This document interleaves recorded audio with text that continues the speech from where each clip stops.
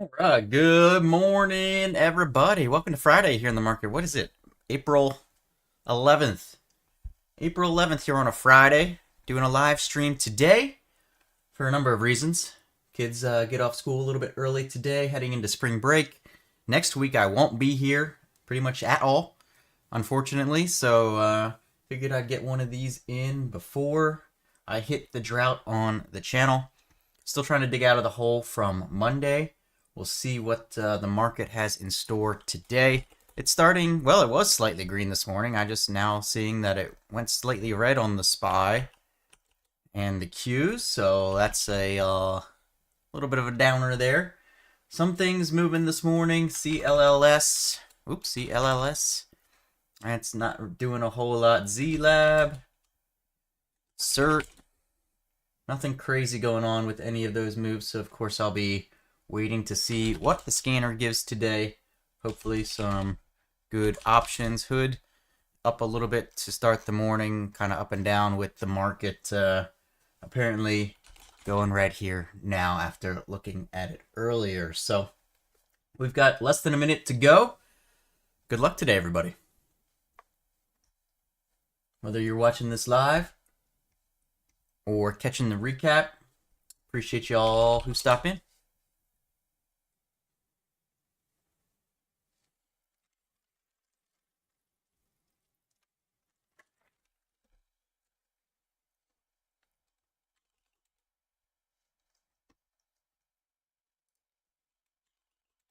All right, market is open.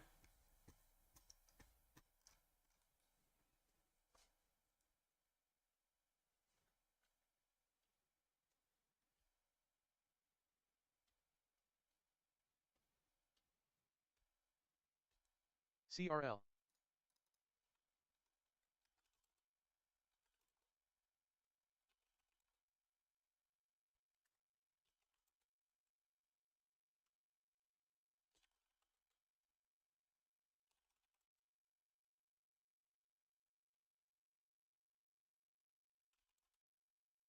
Bit of a slow start to the open.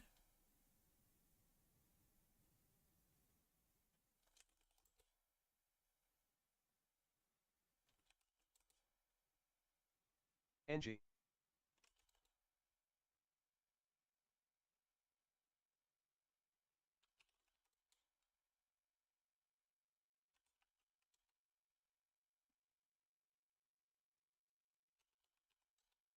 NG.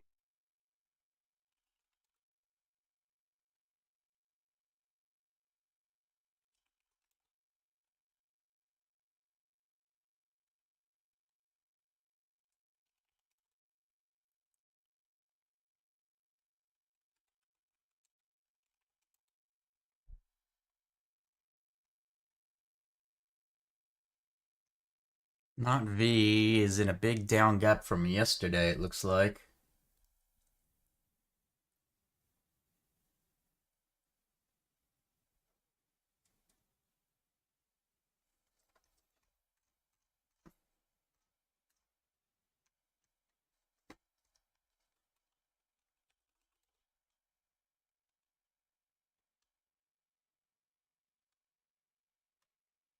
Market trailing down slightly to start the morning.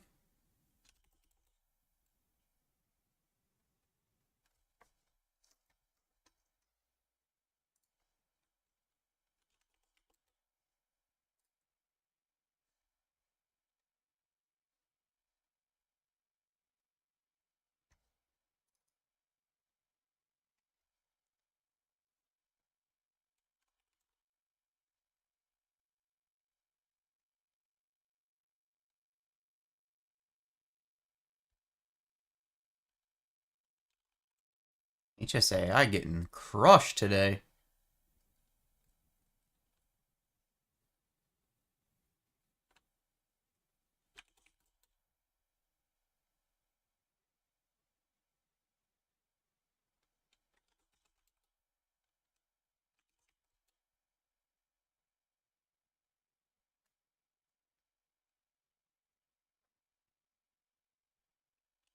CERT. Cert looks like it's going to halt up. Cert.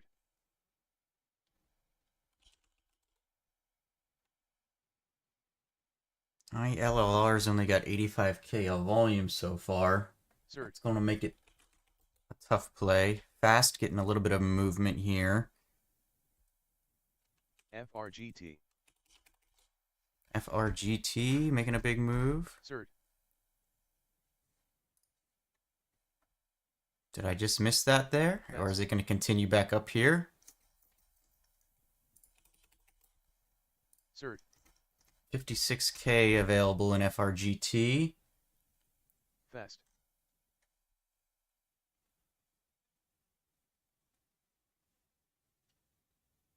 Cert.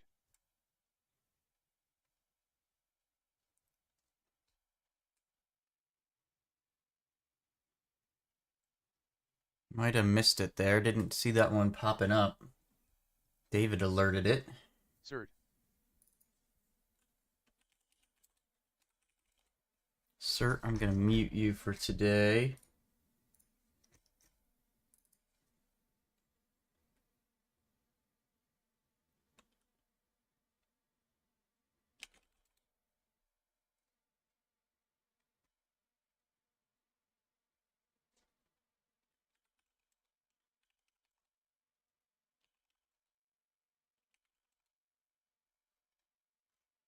CONL. Coin. RGT, I would now need to move up through the 140s on a nice move. CONL. Doesn't look Coin. like it's going to go, though. Carat 50K.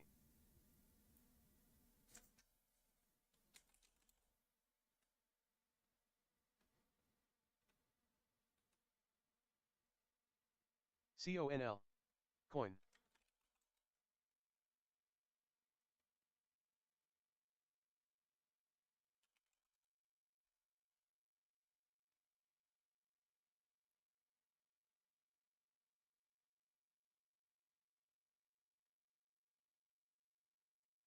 CONL.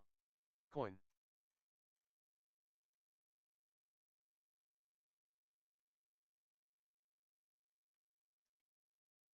CONL. Coin.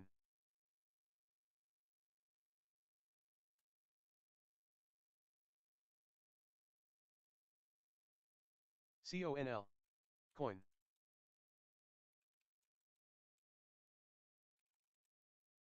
And I'm not trading you, so I'll go ahead and mute Coin. you.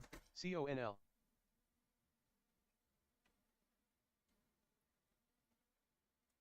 And FRGT get some more momentum here. CONL.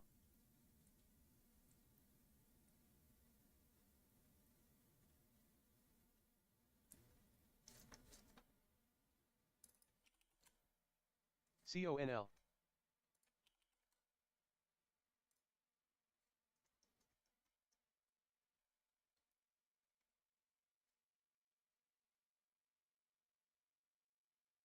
CONL.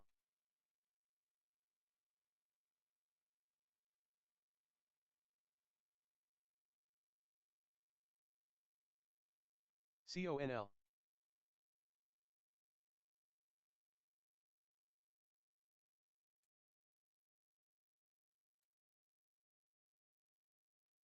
CONL.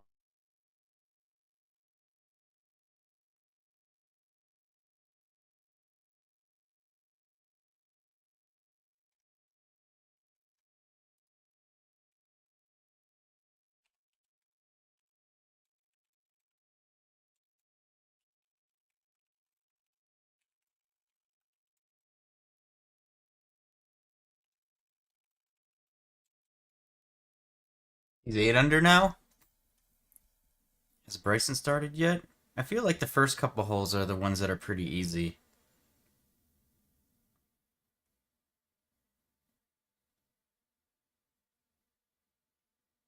Yeah, he's just through 2.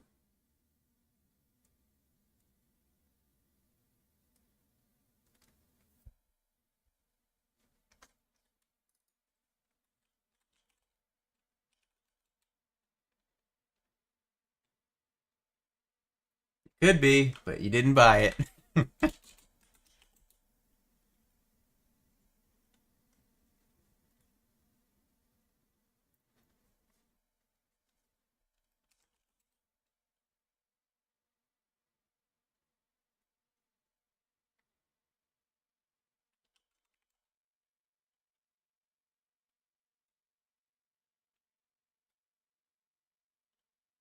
Carried out all, basically nothing. I mean, you could have doubled your money on my Bryson bet.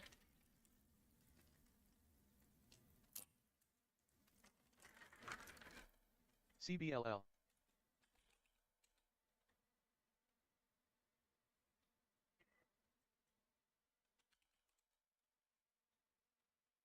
CBLL.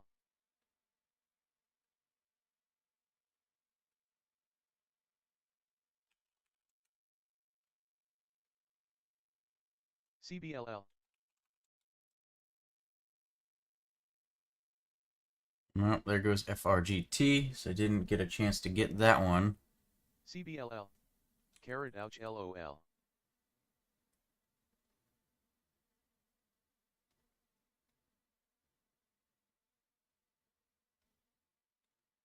Market coming CBLL. back up into the green area now.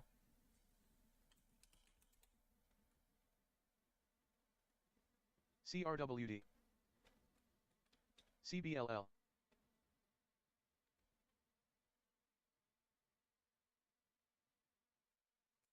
CRWD. AMDL.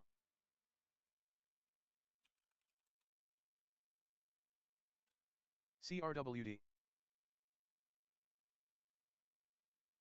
AMDL.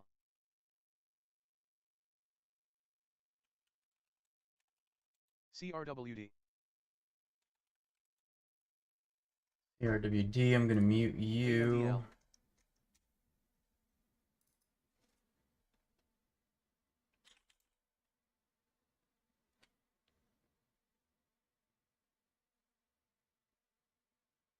AMDL. AMDL.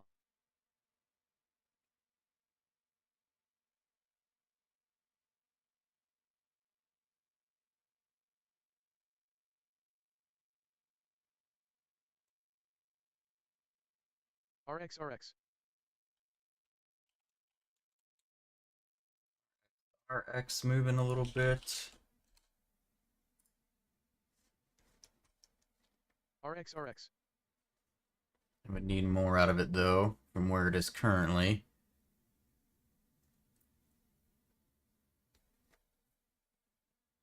RXRX.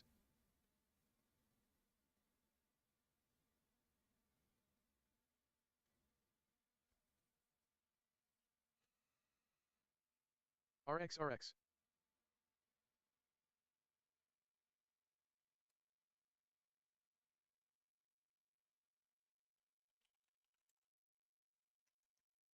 RXRX. HSAI.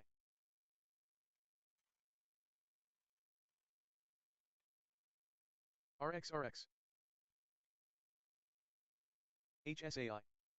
All right, RX, can you make the bigger push here? Get up through RXRX. 530. HSAI.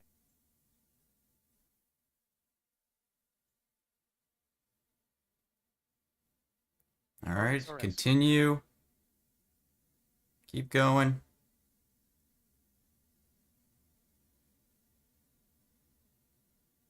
RXRX. See if I can get in some RX here. All right, gonna start a starter here in RX at 535. RXRX. RXRX. 500 share starter here. RXRX.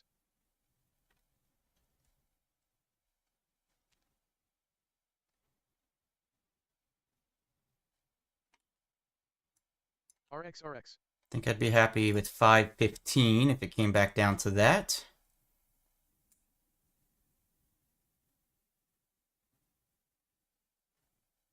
RXRX.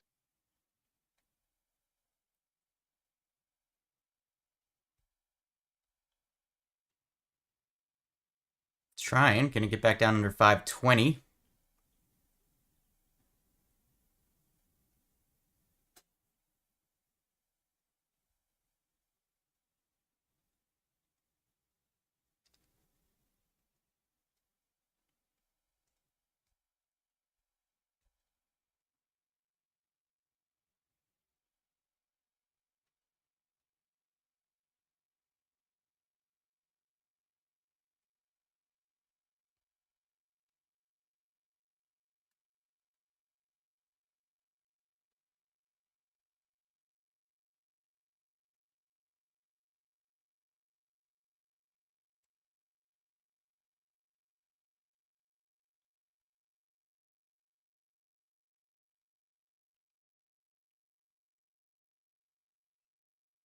All right, coming back up here. We'll see if it pushes higher for an ad.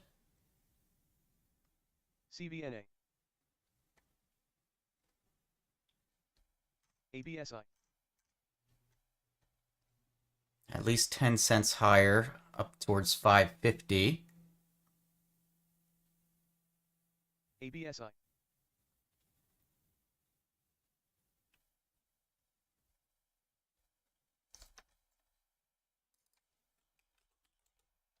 ABSI. CVNA.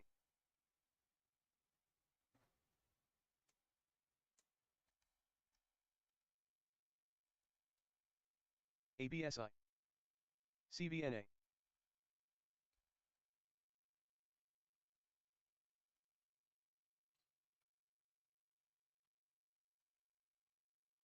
ABSI. All right, a little fake breakout through the highs there. Now let's see if we can get down under 520.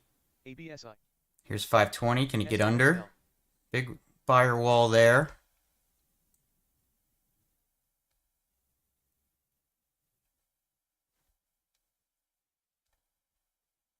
ABSI.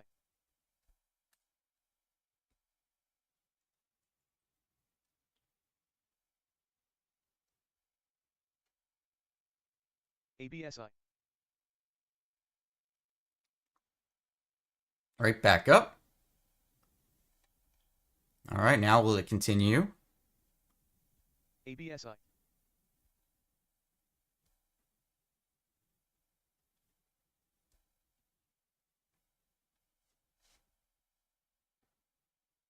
ABSI.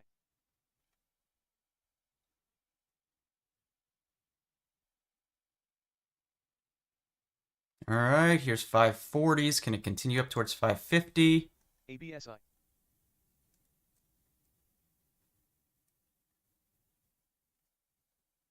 little bit more. ABSI.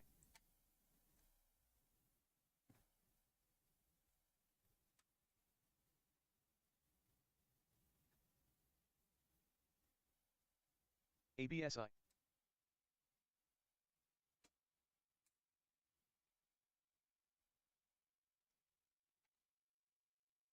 CBLL. ABSI.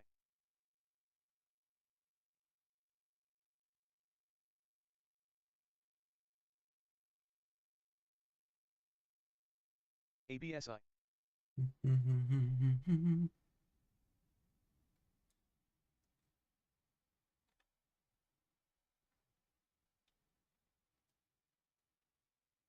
CBLL.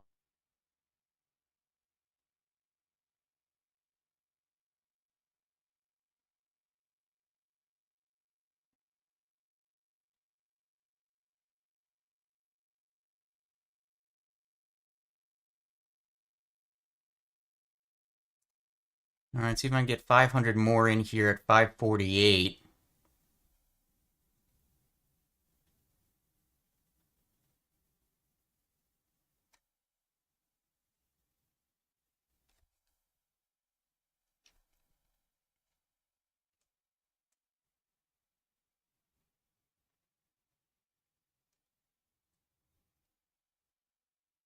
Order partially filled. All right, got that. RX. So now I have 1,000 at 541.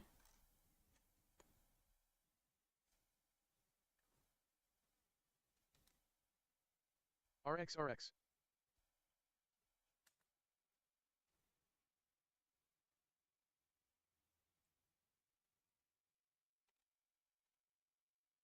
RXRX.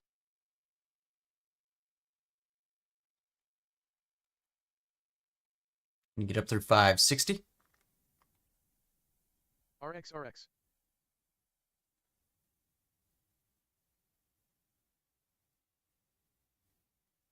HSAI. RXRX.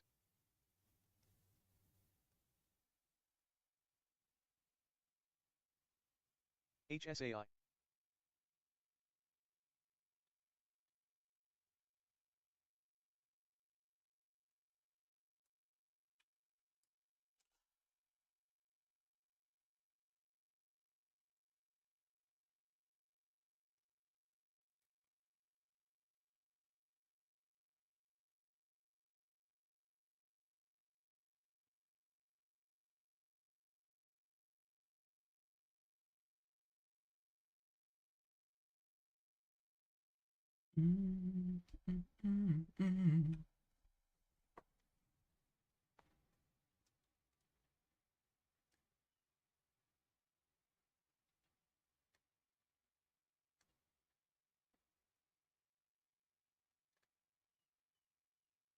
SMMT.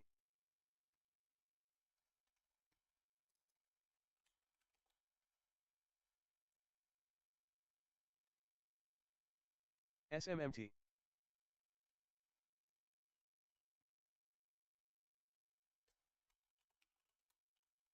Groupon moving a little bit. GRPN.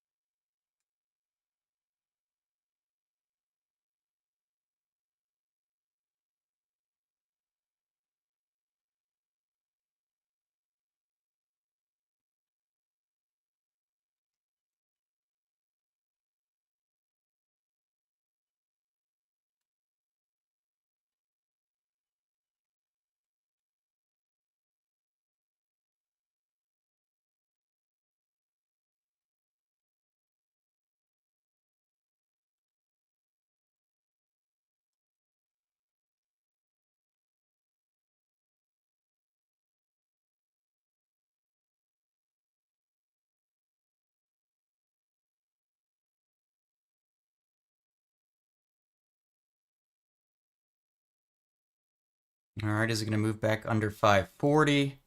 I'll put them all out at 531 in case it comes down quickly. Little false move under 540 there to start. Can it continue?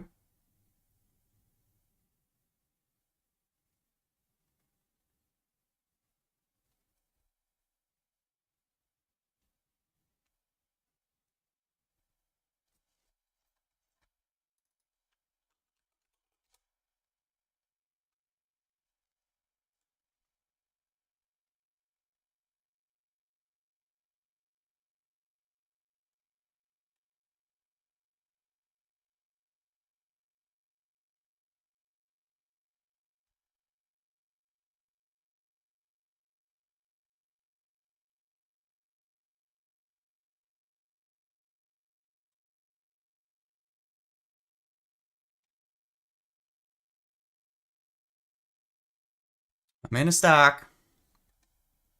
It's not moving super well, but we'll see.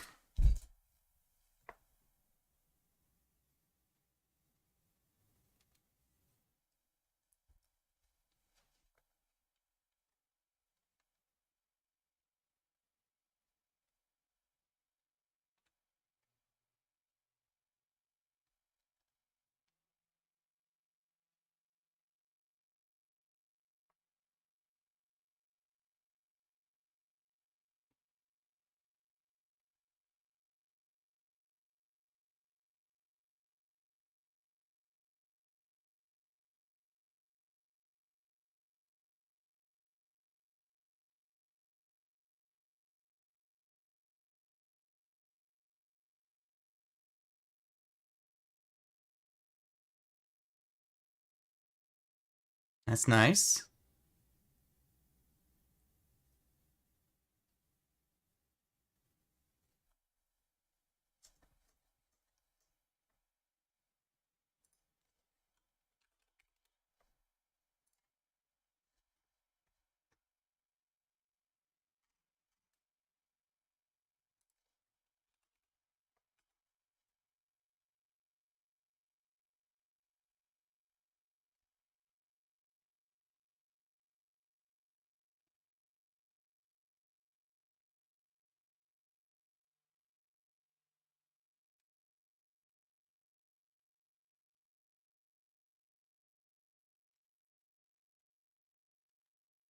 We're watching MNY on the other side of my screen here.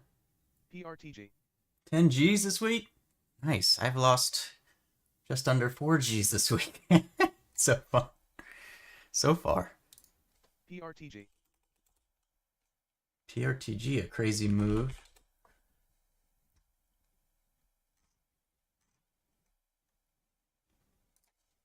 PRTG.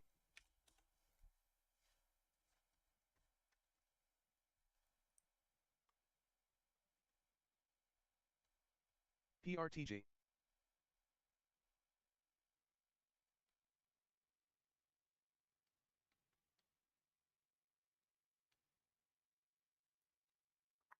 PRTG. RXRX just chilling.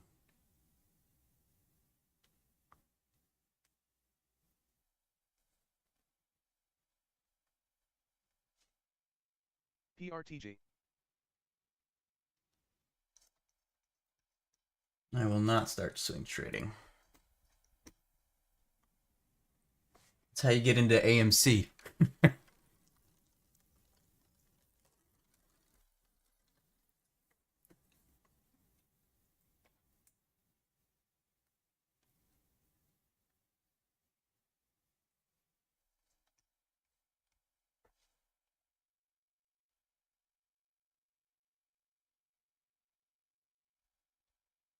All right, RXRX, can you get back down under 540 here?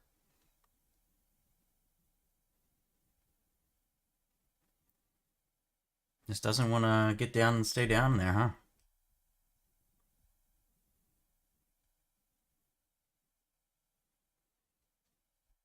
App.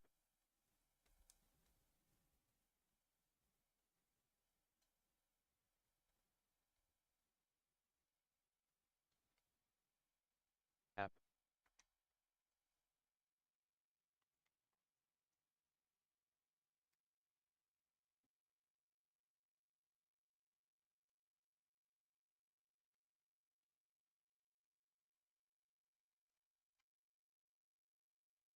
All right, pushing again here. Order partially Gonna add in 1,000 up there. Now have 2,552. cancelled.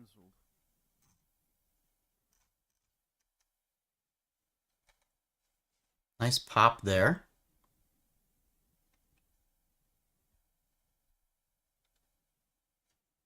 We'll get through the 570s. RXRX.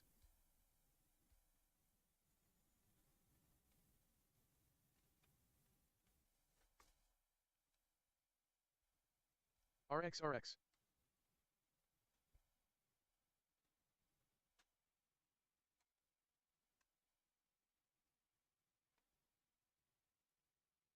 RXRX. THTX up.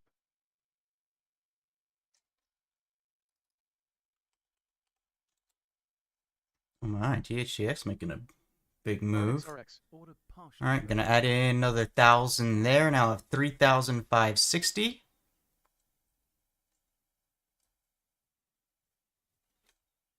RXRX.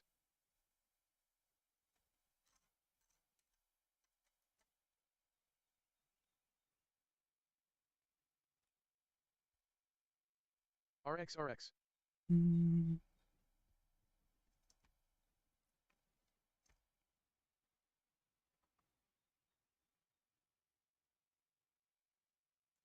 RXRX.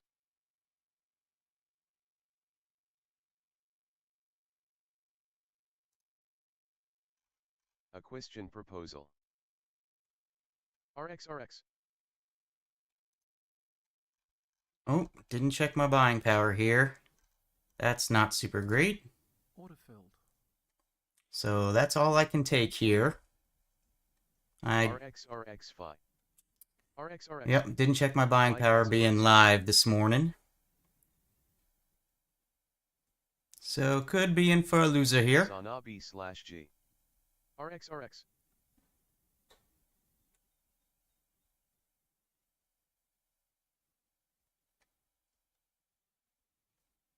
RXRX.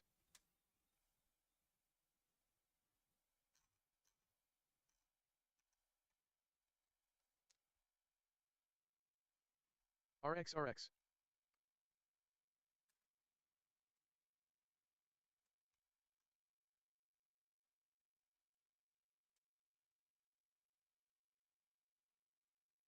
RXRX. Yeah, pretty crazy move there.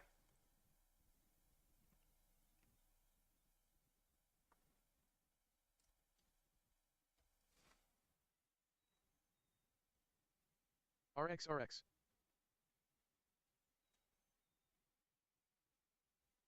Now can it give me the flush back down? RXRX.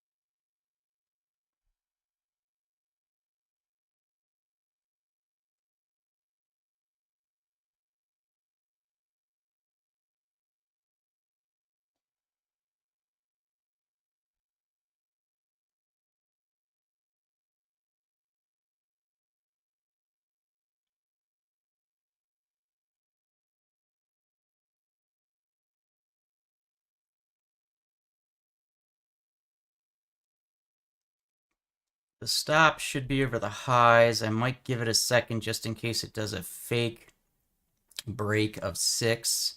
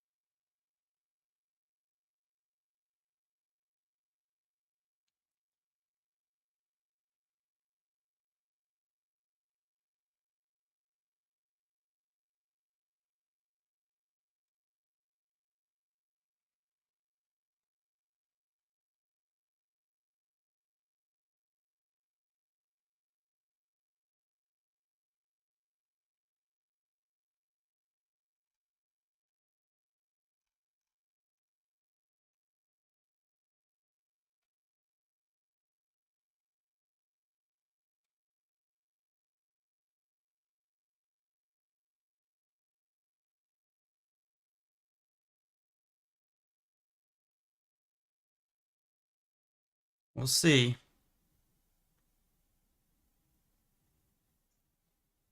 It can break down this line right here, might be okay. 577, 76.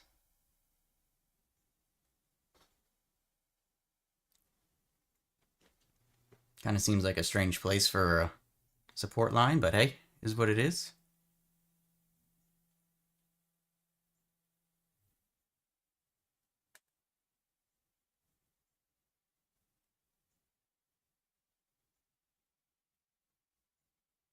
All right, keep coming.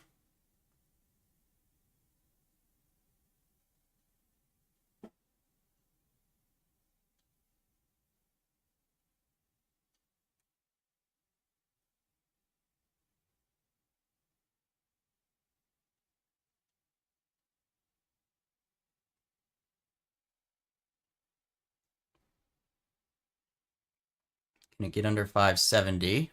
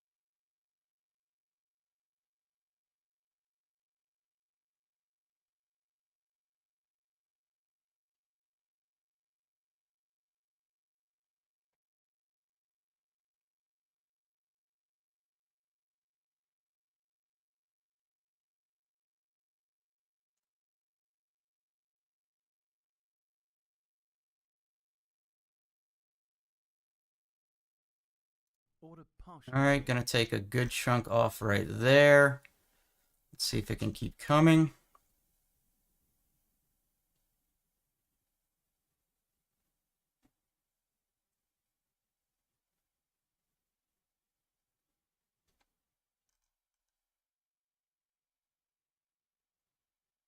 RXRX letting me out.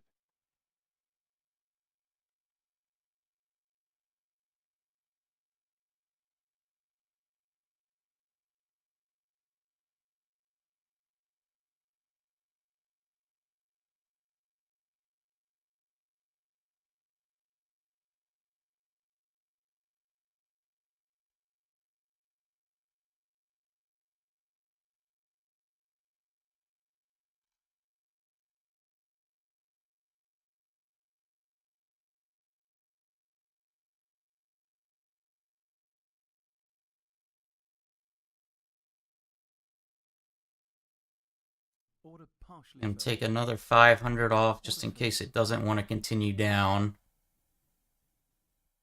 CRL.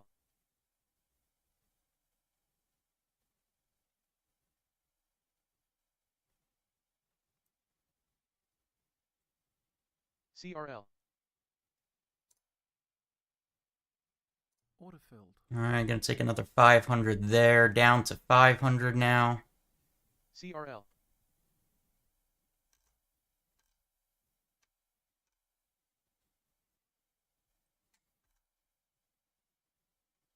CRL.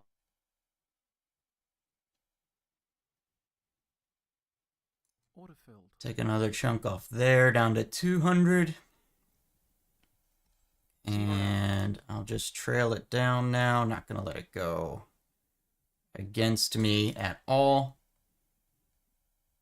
Happy this thing's letting me out here. Technically it's green, but doesn't feel too much like a green one. You got in at 6 for 500? That would be sitting pretty right now.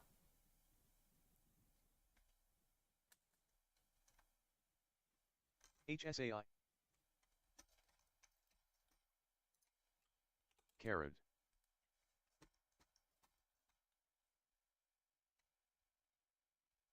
Order filled. All right, and stopped out the rest there. So all out here on RXRX, $113, but wasn't the most enjoyable of trades.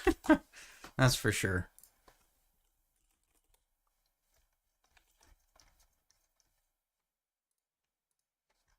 App.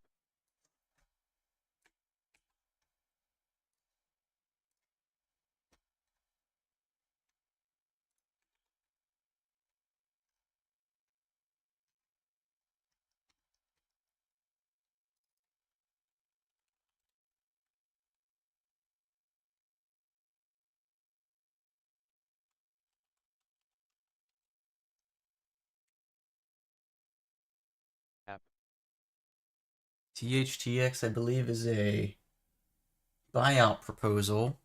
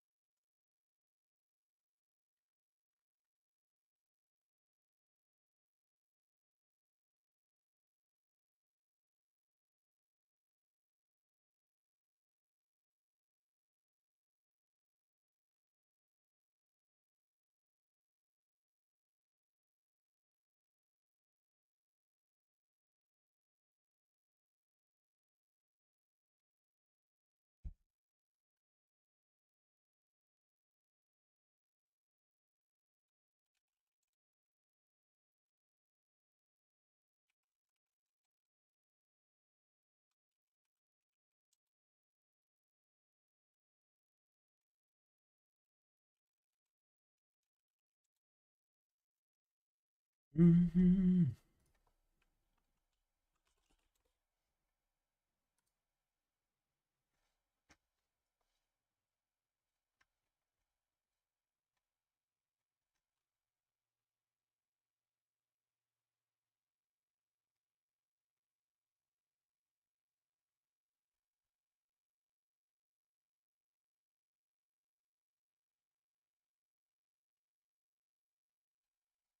That's what you get for going live and not checking the buying power. Thought I was going to have much more there.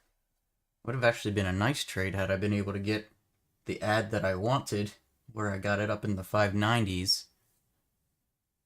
But that's what happens.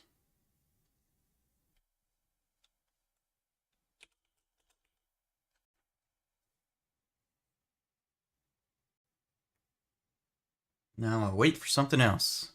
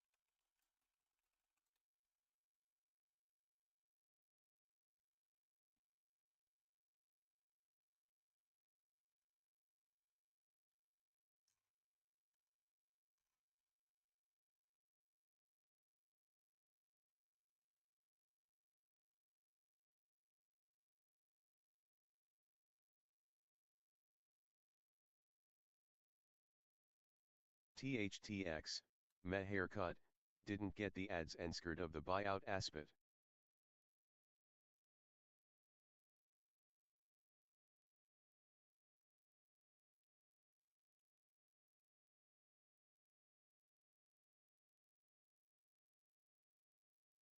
Let's check the Masters scorecard.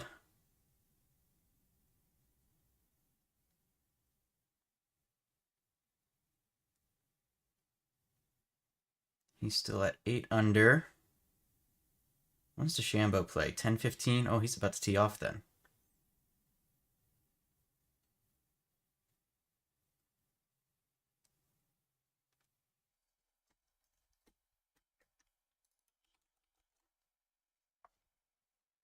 Carrot yup outl.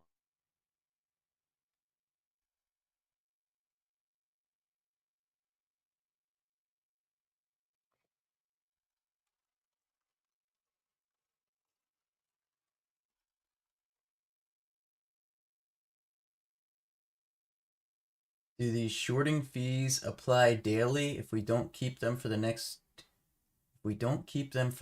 day? Does that mean we don't have to pay the yearly fee? I'm not sure what yearly fee you're talking about. Are you with Interactive Brokers?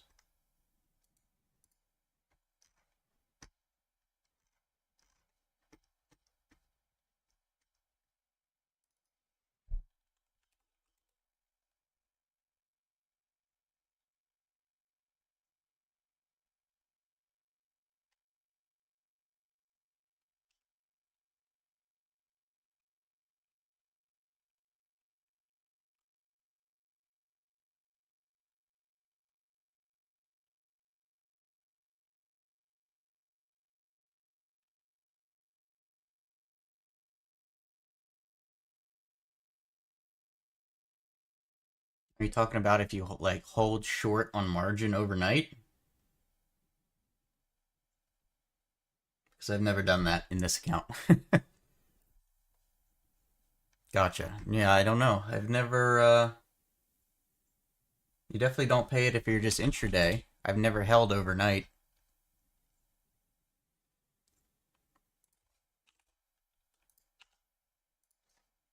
Order cancelled.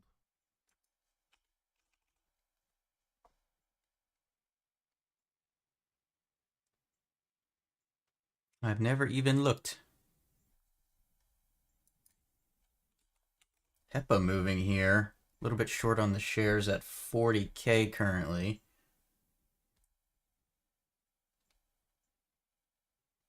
I mean, other than commissions and all that, there's no fees.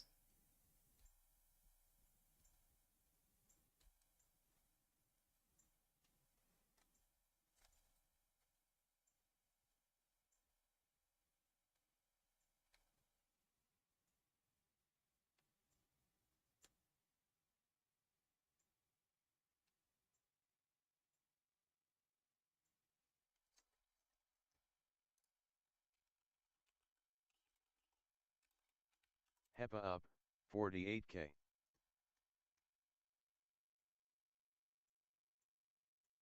Yep, no problem. Yeah, I'm the wrong guy to ask about the overnight stuff because I never do that in this account. I would have to just look it up.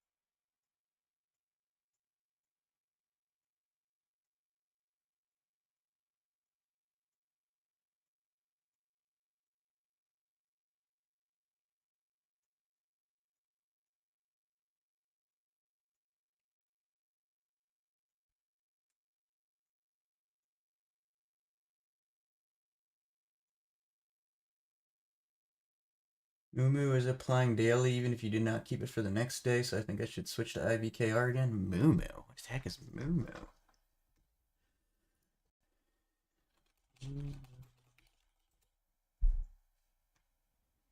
I've never even heard of Mumu. Dang, they pay 8.1%. Is that why you're with them on uninvested cash?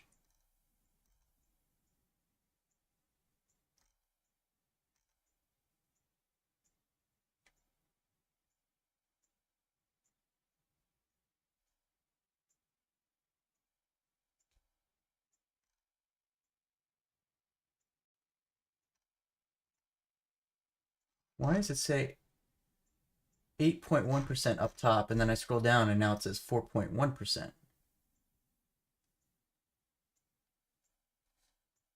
You paid a $25 shorting fee on the last trade? Yeah, no, I don't have anything like that. I mean, I have commission per share of whatever my share size may be, obviously, but definitely not that. Well, they contradict themselves on their main homepage. Because, like, right when you log in, it says 60 free stocks and 8.1% APY on uninvested cash, and you scroll down, and now it's 4.1% API on uninvested cash. So who knows? I had never even heard of Mumu. It's a weird name for a stock brokerage.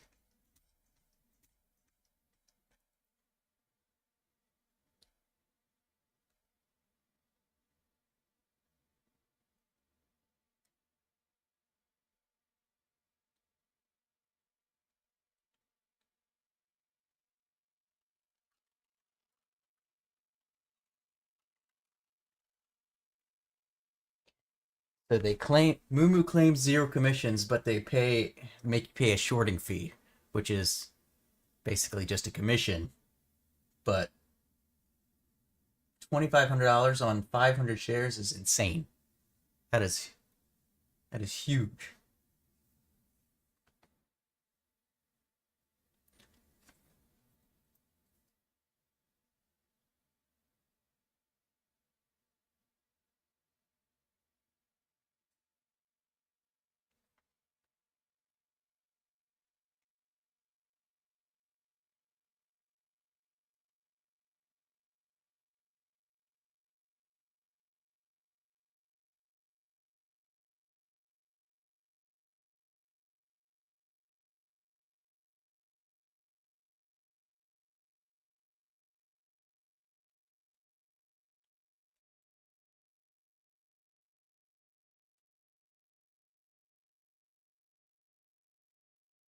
You don't pay commission, but you pay $120 for shorting one of the. Then sounds like you're paying a commission, just disguised as something else, and way more expensive.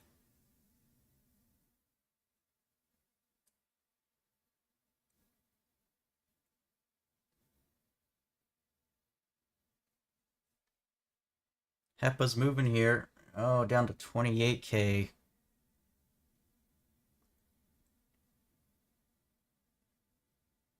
Yeah, it's way higher than a normal commission would be. That's more than I'm gonna pay on my RXRX short with 3,500 shares for sure.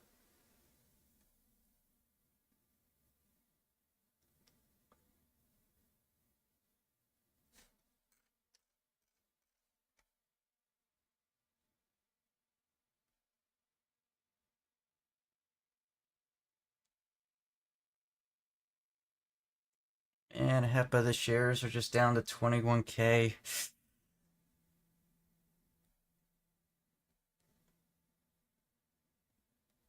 Well, if you do end up going to IBKR, I've got a link in the description that can get you, I think, something free, and I get something if you sign up. NTB. And no shares left now on HEPA, unfortunately, so won't be trading this one.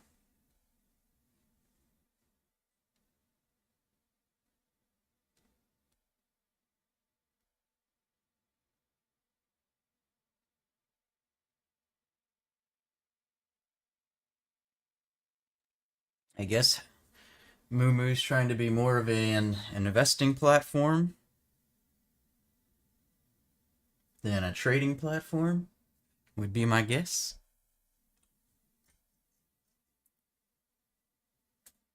Oh, did you? I don't think they ever gave me anything, those jerks. Have to look into that.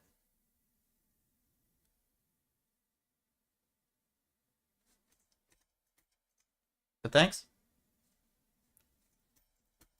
AERT moving. Check the shares here. 530K. Check the buying power. Is fine.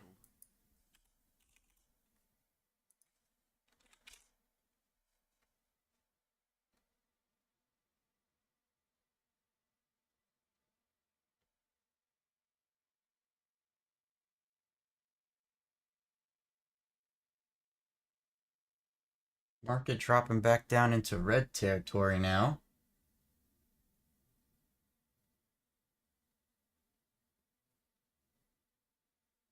Told you you're not eligible for free shares? Well, I don't think IBKR has a free.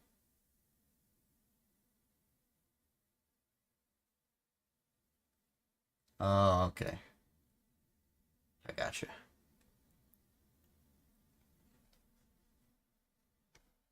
I mean, I pay commission on every trade that I take with them, but I don't mind because of the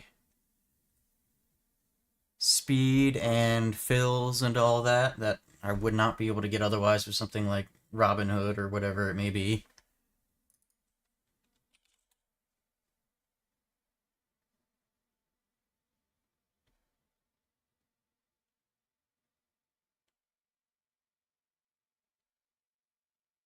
Free isn't always better.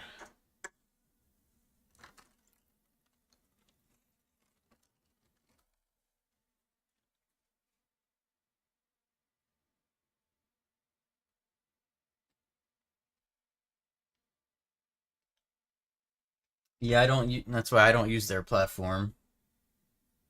That's why I'm in DOS here. So I have to pay $150 for DOS to use their platform. But honestly, the best platform I've ever used is Lightspeed, and it's not even close. The only issue I had with Lightspeed is they didn't have nearly as many of these cheap penny stocks available to short that I wanted to, so that's why I switched to IB.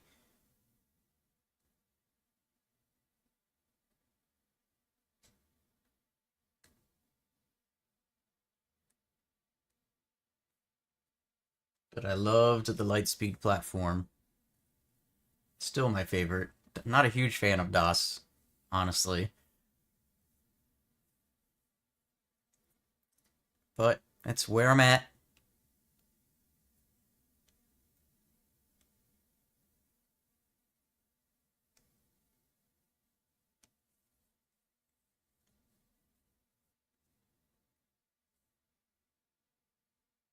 All right, can the market give something else now? Not even an hour in yet. Feels like it's been longer than that for some reason.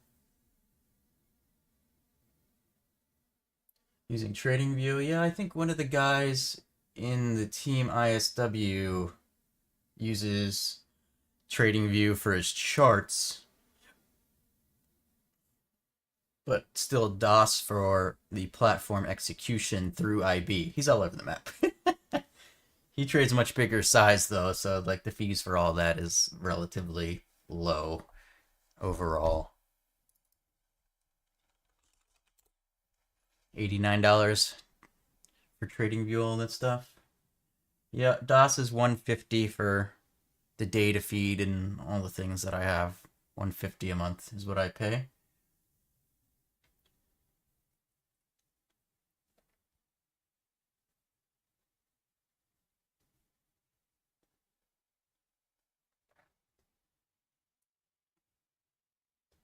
It's tough paying that kind of fee when you have a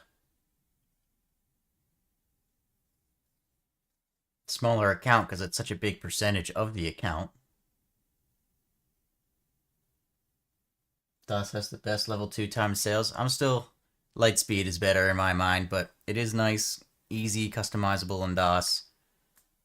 DOS has had some issues lately with lagging the platform. If you saw Monday when I took the loss, the chart wasn't even moving.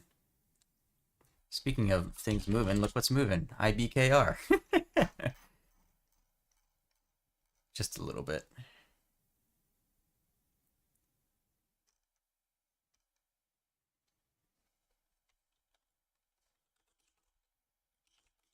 What RXRX to end up doing? I came down a little bit here. Man, had I been able to get the size in that I was trying to get, could have been nice.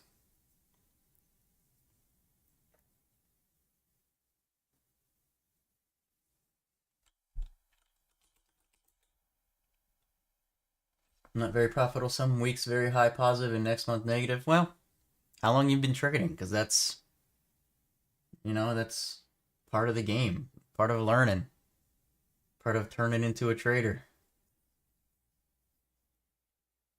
2 years? Oh yeah. So I mean, that's nothing in trading terms, really.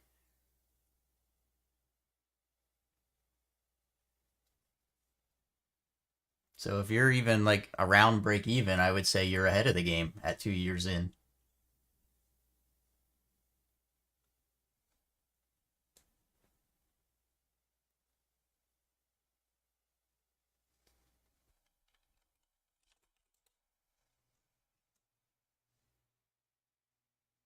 I think this is, what year is this for me? Year 8? 8 or 9? I'm trying to remember when I really started trading seriously. Do you do live trading every day? No, Ron. I only do it a couple times a month. Otherwise, I just put out recap videos of my trades.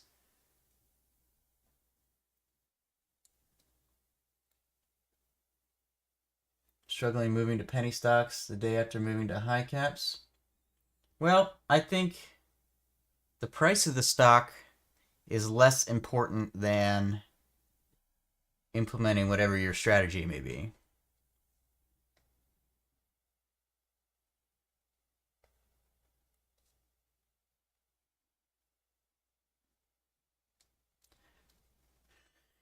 Yeah, only do the live thing once in a while.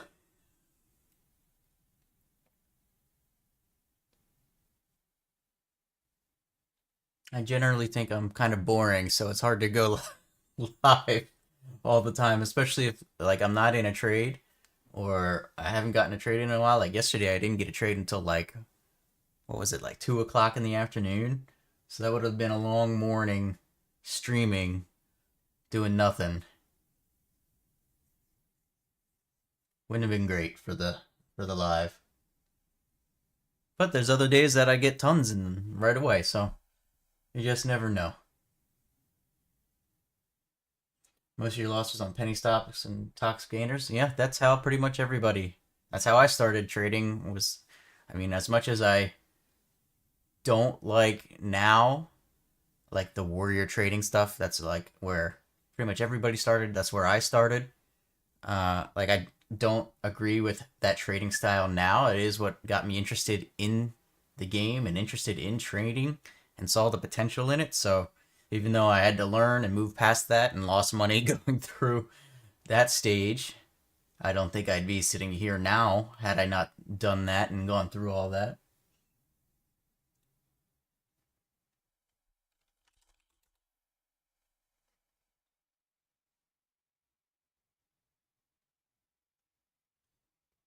I honestly haven't even looked at warrior trading stuff in so long.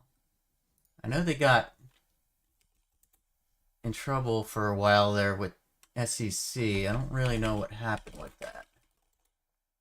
Look them up right here. 1.67 million subscribers. Dang. That must be nice.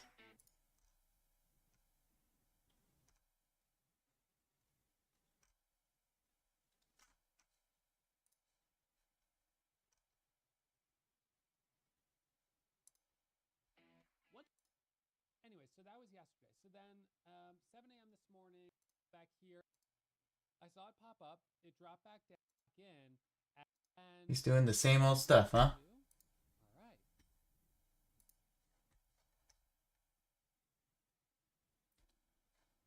Yeah, that's his game. The reason he makes money is because everyone's following him, right? He's front running. It's much harder to do when you're the follower and not the leader. Because he's then selling into all of the followers who are buying his signal or alert or whatever the hell it may be.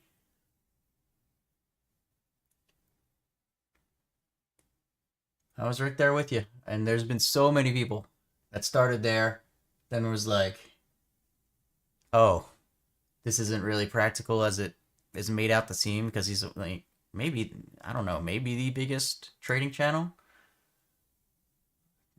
Probably is. I can't think of one that's bigger, but and it gets people invested because generally he is on those low price stocks where you can take bigger size with a smaller account. So yeah, it gets lots of people. Got me, but very few people can actually sustain in that type of strategy and environment. It is tough.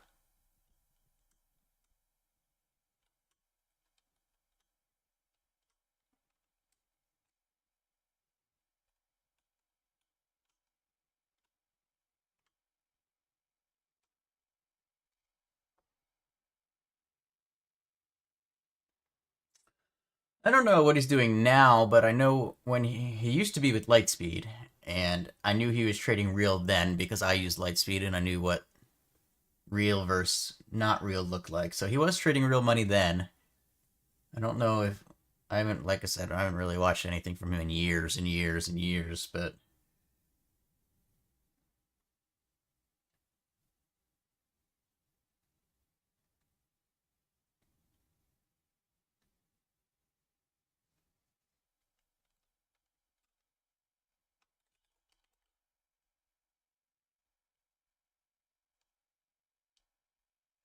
well, 10:30, so now just sit and wait, see if something else pops up.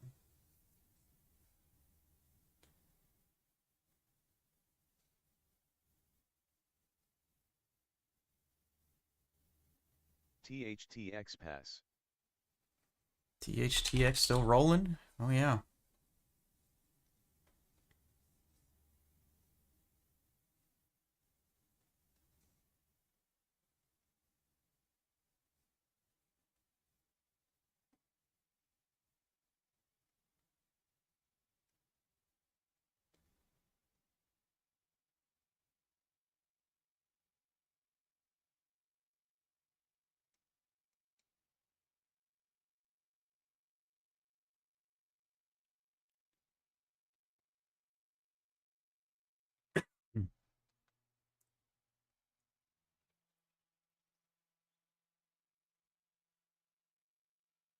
Market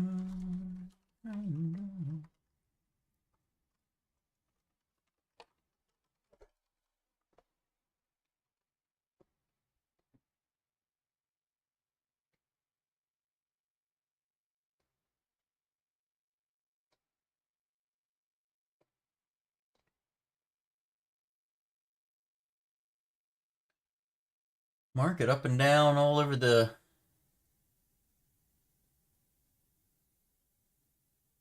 place today.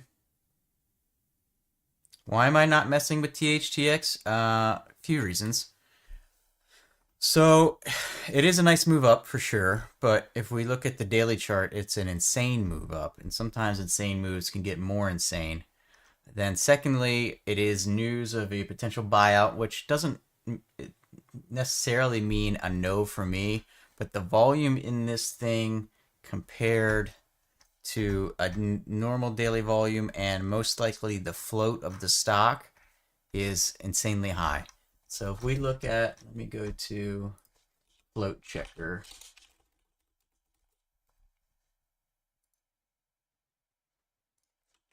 THTX.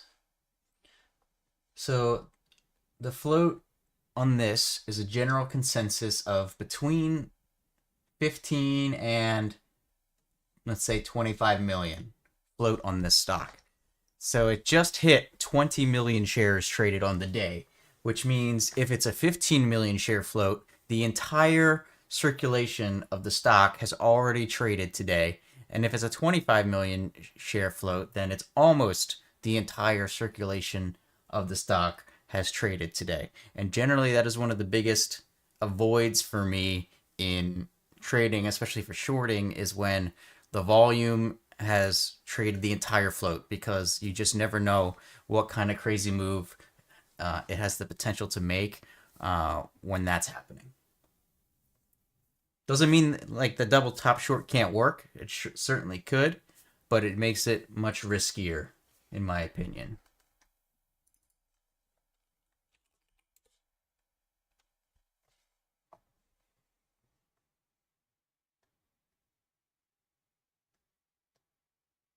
No problem. Appreciate you chatting with me today. This makes the stream more fun and easier to do for me.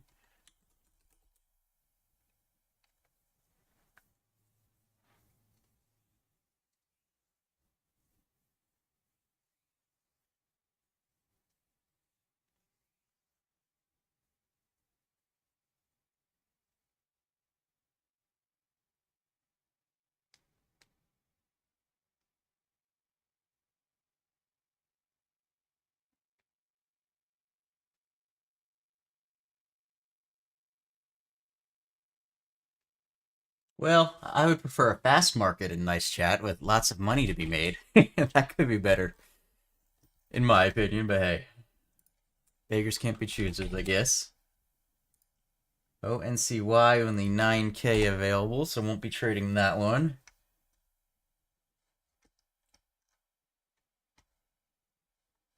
Where's RXRX these days?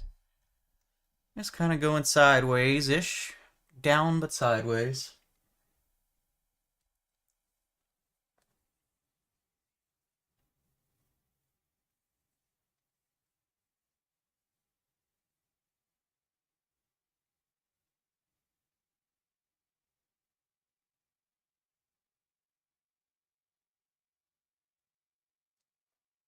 You started shorting 225. Oh, well, it's coming back down already.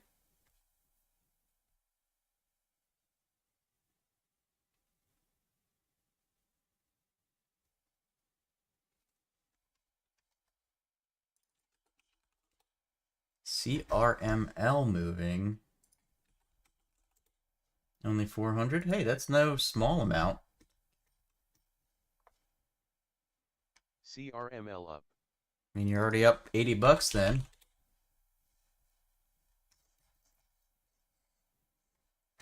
CRML. Check the... Okay, no problem with buying power.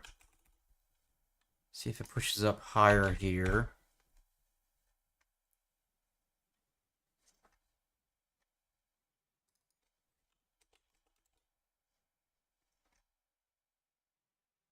Well, almost got the. You're almost up $80 there. I was just coming down towards 205. You have a target in mind?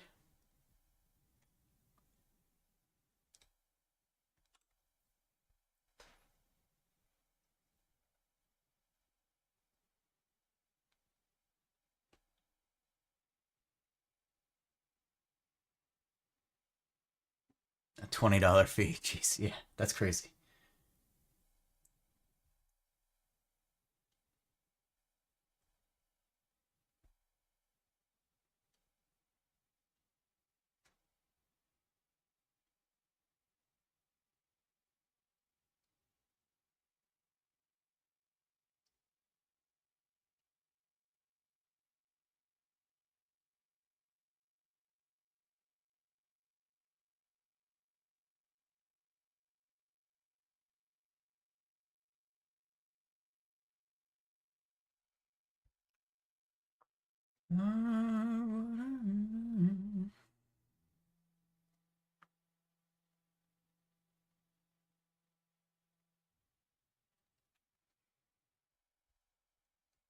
My daughter was listening to Pink Pony Club on the way to school this morning, and it is stuck in my head. I cannot get it out.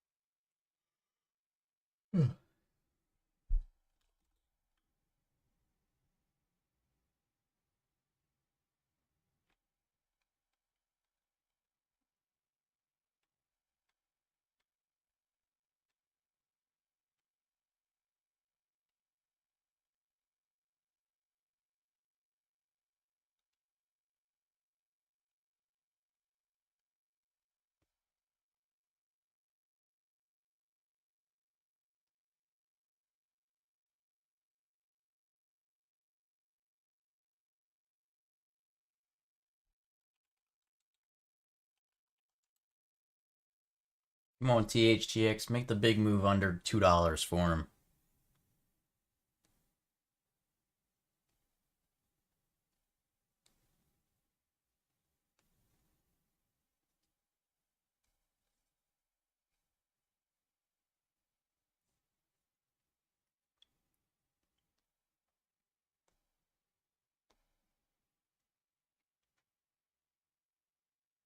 Yeah, if it can break that, maybe has a chance to get back down towards those 180s where it came down and found some support earlier.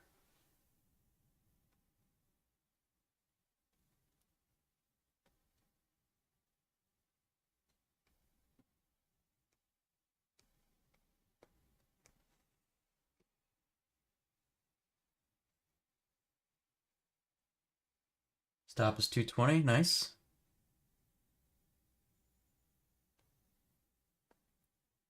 So you're at least covering your commissions. I see you. Well, your trading fee. It's not a commission.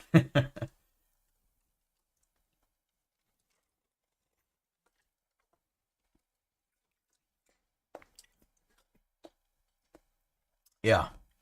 So even if you get stopped, at least you're not losing any money.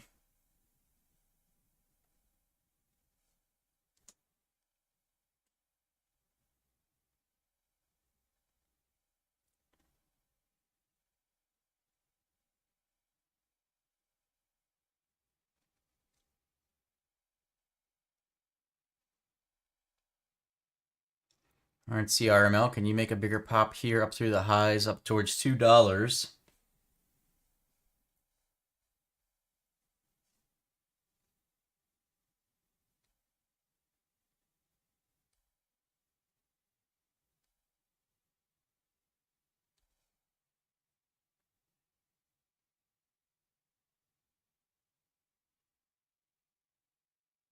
Can you break 180?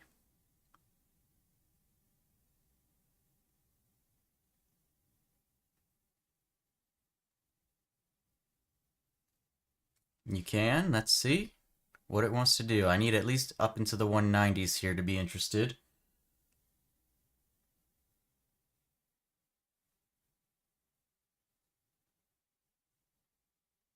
Coming back, right back down though, on that breakout.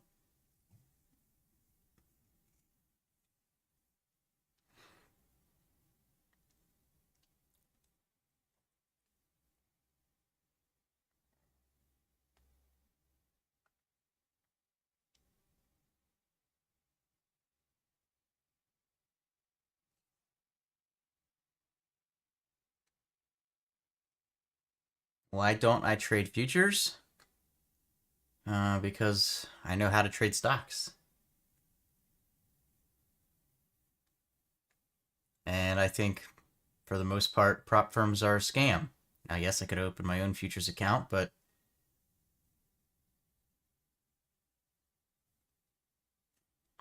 Two misses there, lol.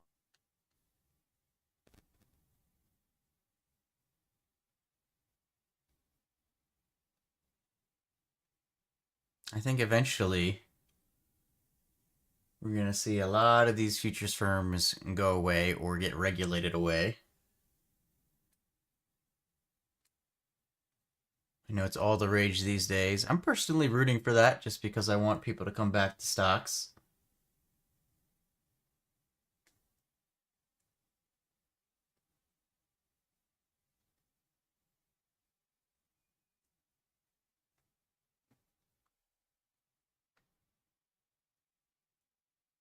Oh, thanks, Sergio. Has been quite the journey, that's for sure.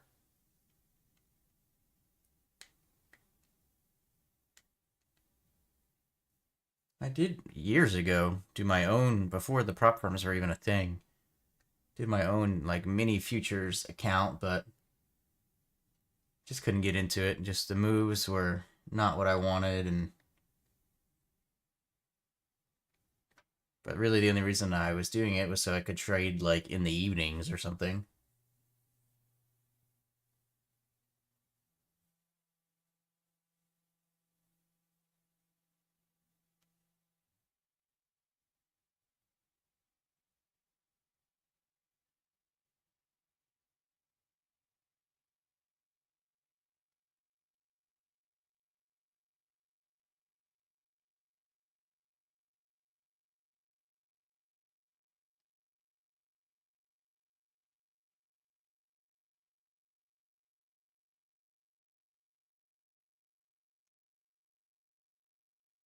Yeah, futures is where everybody's at these days. That's for sure.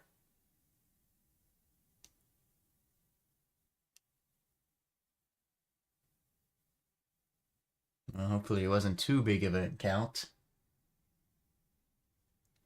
Yeah, it's tough not to get aggressive, especially if you've been doing well for a while and you just get that kind of invincible feeling going.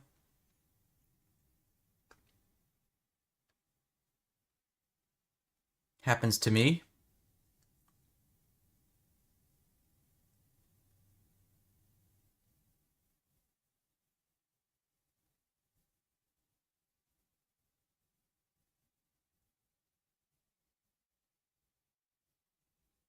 Yeah, the all-in approach is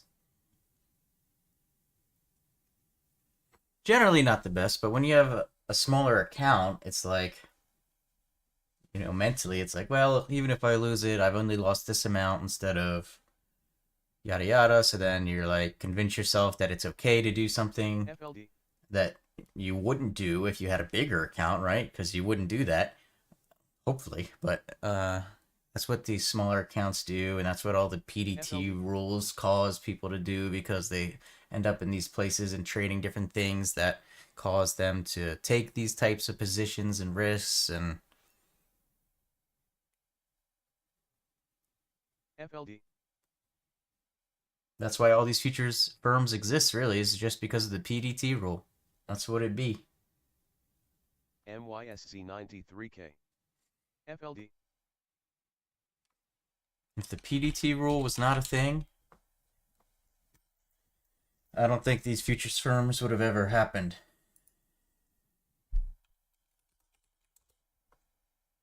But it is, so here we are.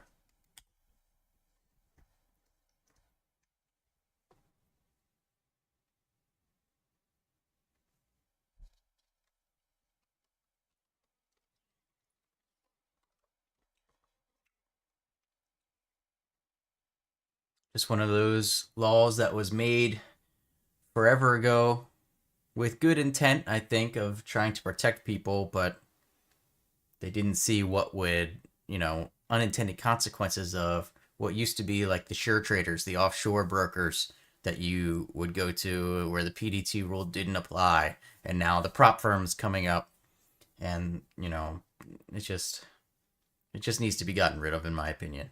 Doesn't mean the brokers have to issue you like 4-to-1 lending if you have a small account. That's up to them. But it shouldn't be a rule for PDT to be based on a $25,000 account. It doesn't make sense in this day and age.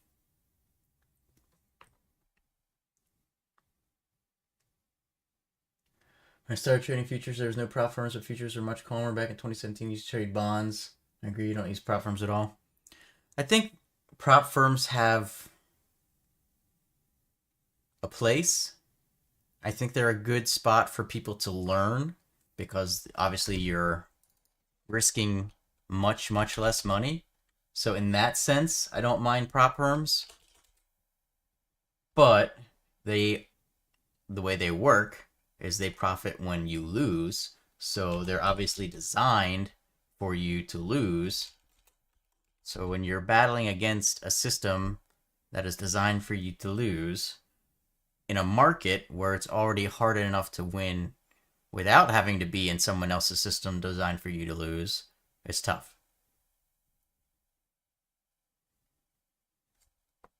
That's why they have all these rules. You can't trade this. You can only do this. You can do this. This type of trade has to be this long. You can't hold the news, blah, blah, blah, blah, blah. That's why they eliminate certain things to make it harder.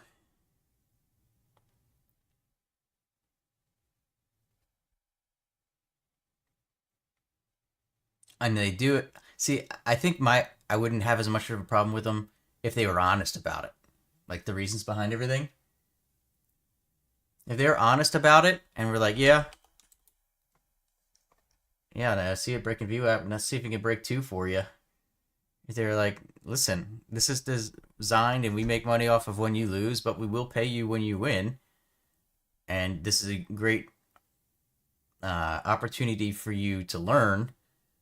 But they guise it under, we're looking for profitable traders. We want traders to come in and FLD. trade for us and blah, blah, blah. That's all fake. And so that's, whenever they're doing something under the guise of something that's not real, that's why I don't like them as much. There you go, under $2. Very nice.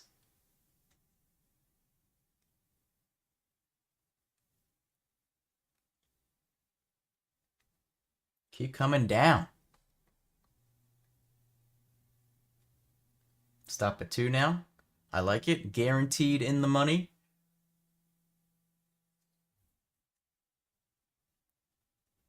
Now if it can like dump back down to, say the news comes out and says, oh, just kidding, that wasn't real buyout news, and it dumps all the way back down to 130. Hey.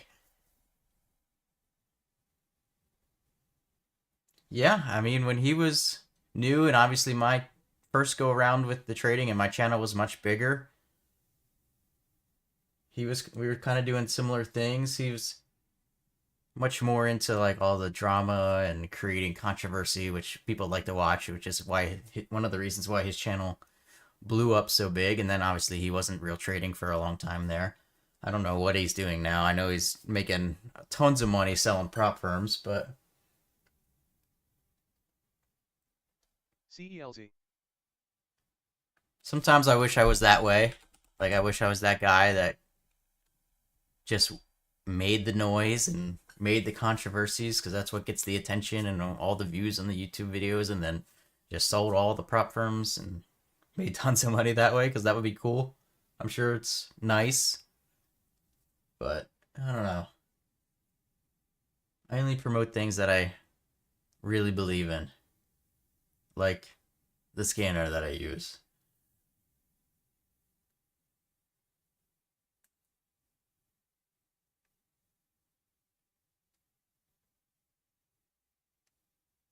Just can't be someone that's not who I am. So here I am, rebuilding my channel with 2,000 subscribers. The scanner's Intensity Stockwatch. That's what I use for all my trades.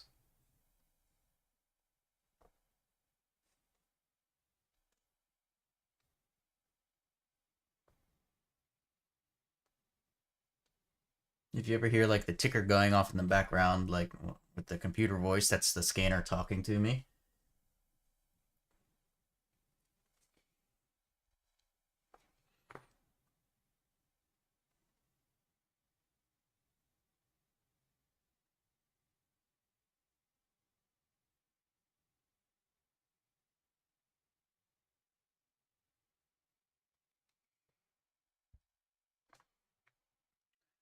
All right, maybe we'll see an 11 o'clock move here. That would be nice because it's been a little stagnant here for the last hour or so now.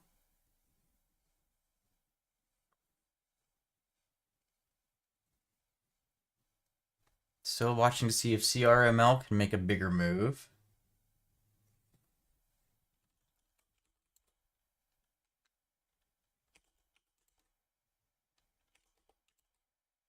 THTX keep on coming down for Saber. Do I ever trade pre-market? Sometimes. Generally, if I do, it's smaller size because there's no halt protection in pre-market, and so things can theoretically run forever. One of the guys on the team, he loves trading pre-market. It's like that's where he makes the majority of his money, is in pre-market. He actually gets, like, you know, I get on the computer, you know, 10, 15 minutes before the market opens, and he's already been sitting here for 2 hours trading.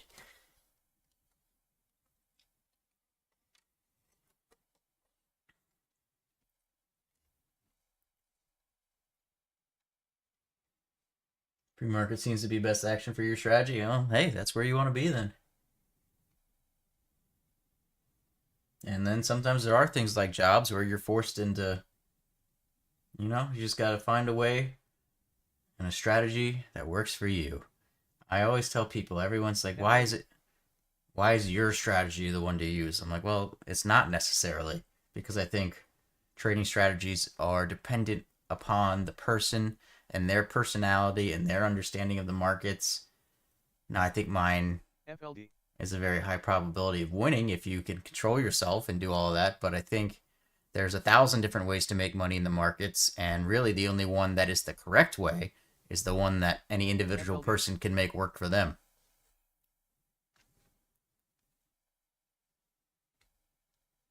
All right, CRML, can you make the bigger move here now? Up through 190. Previous high right here at 185.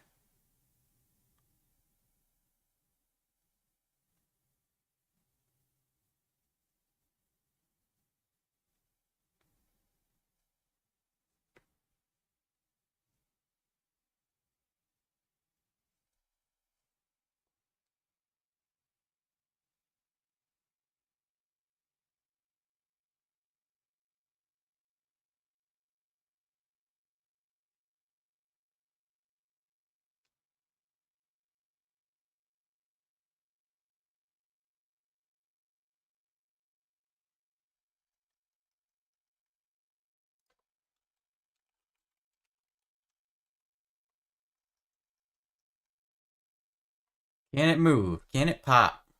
Can it run? All right, it's through the highs. Now is it going to continue up through the 190s? I was hoping for a stronger move than that through the high. We'll see.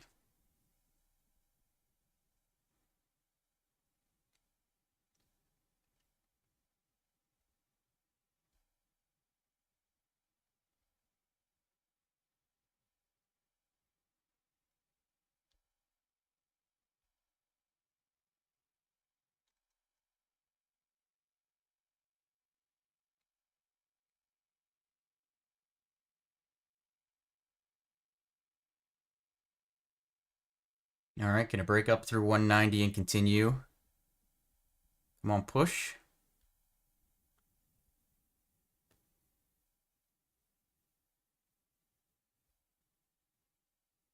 Make the move.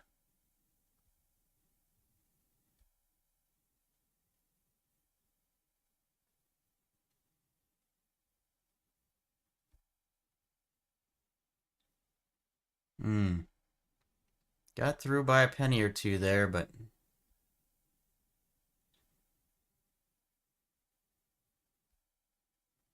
not with the intensity I'm looking for yet.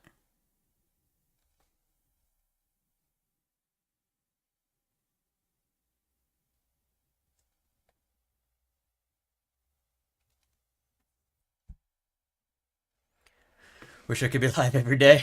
Well, sorry guys. I go live a few times a month. That's the best I can do for you. I used to do live a lot more and it was just a lot. Like generally if the market's slow or something, I'm not trading actively and I'm just sitting here waiting for something from my live, I can be like, watching a YouTube video or doing whatever, walking around the house. But when you're live, you got to be here and attentive and doing all the work. I might get more traction on the channel if I was live all the time rather than doing the recap videos, but who knows.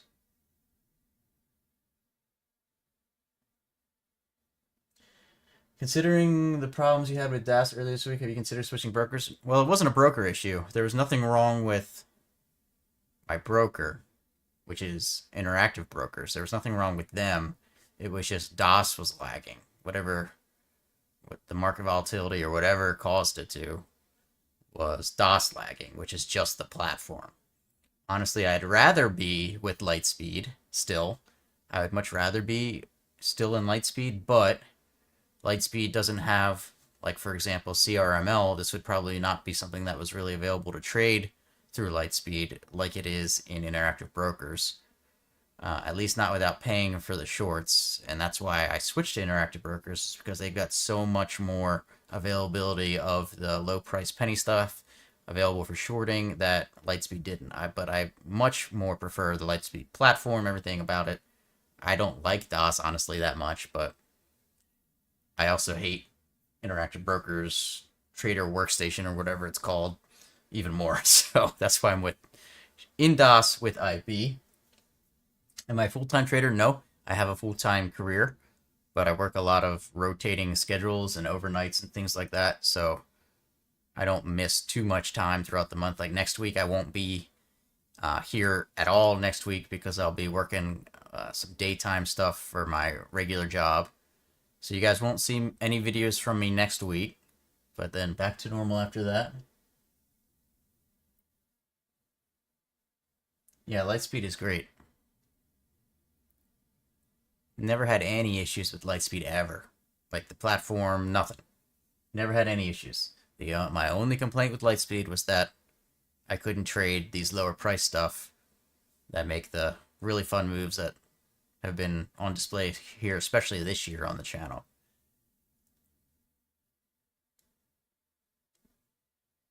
But otherwise, I would much rather be with them.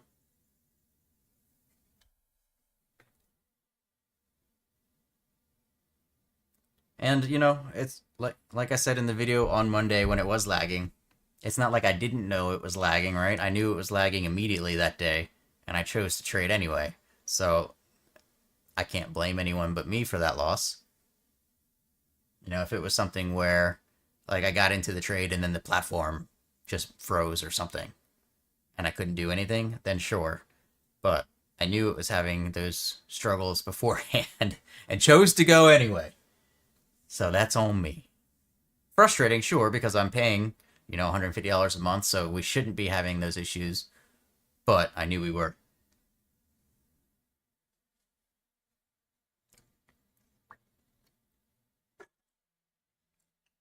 And that also, by the way, is a big part of trading, is being able to be self-accountable.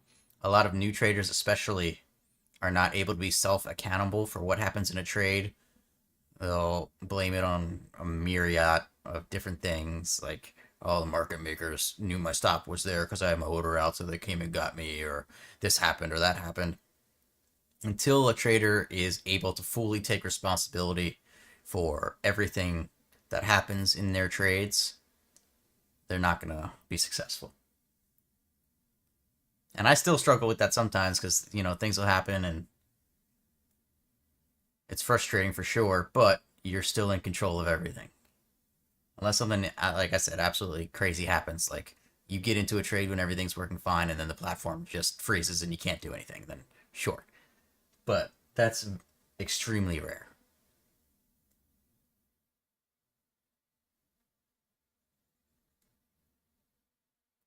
Come on, CRML, make a bigger move. It did make a nice pullback after it got into the 190s. I just wanted a little bit more out of that 190s move.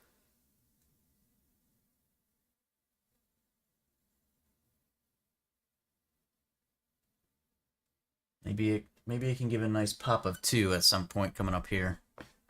I'm getting hungry though. Probably gonna make some food here soon.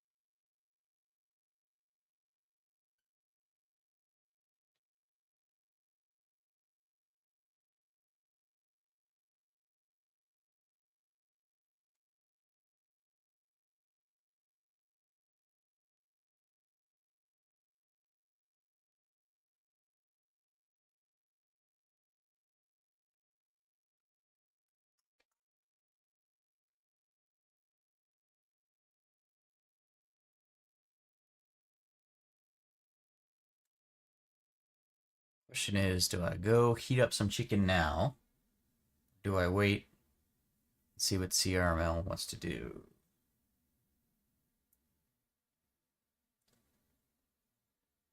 $36 fee. That's just crazy, man. But good job. Nice trade. Very good on the trade. The fee is just crazy. There are a lot of fees in IB. I mean, you pay commission, but nothing else. What is my commission? Like 0.0035 a share? 00, something like that.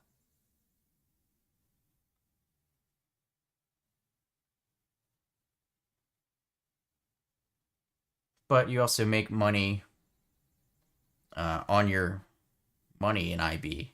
So I get daily interest payments in there, which doesn't quite cover my monthly commission costs, but probably at least a third of it, depending on how many shares I trade in a given month.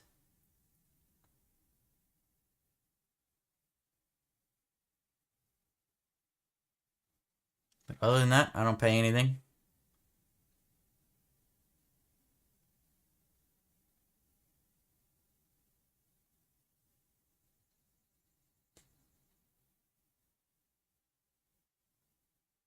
All right, I'm going to go heat up some chicken real quick. I'll be back in just a minute. Now it's CRML's pulling back.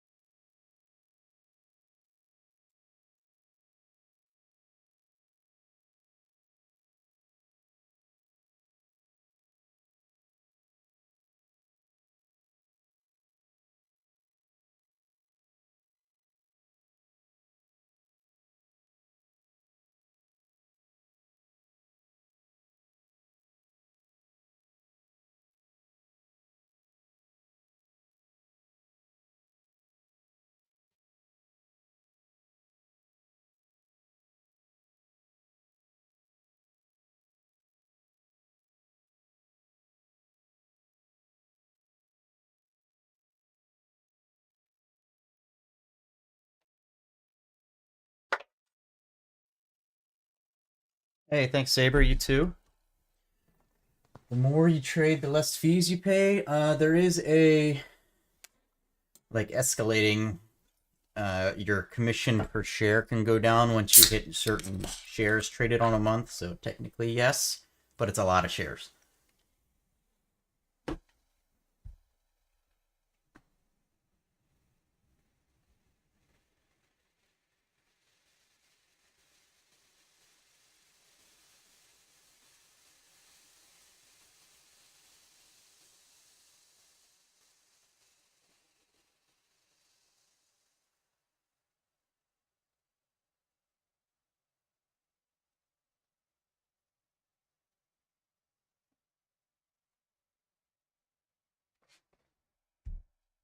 Hey, Sammy, how you doing? I don't know if I said hi already. I did in my brain, but then I couldn't remember if I actually said it. All right, got some rotisserie pulled chicken with salsa on top. Lots of protein.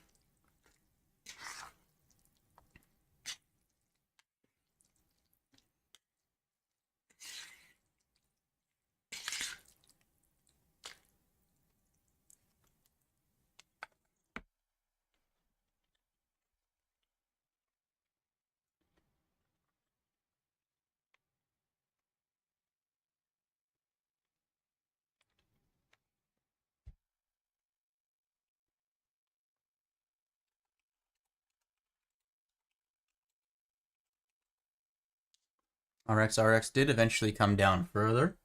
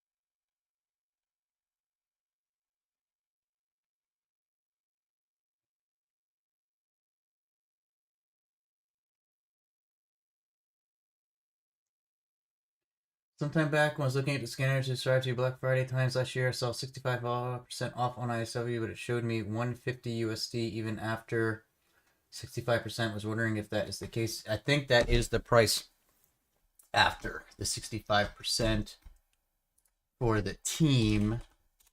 Hold on.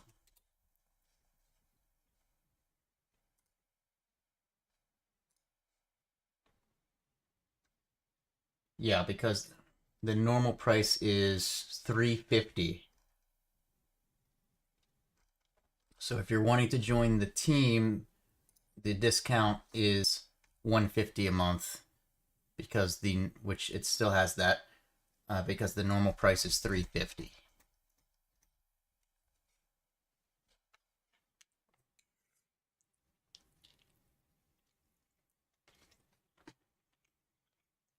You can get, I think,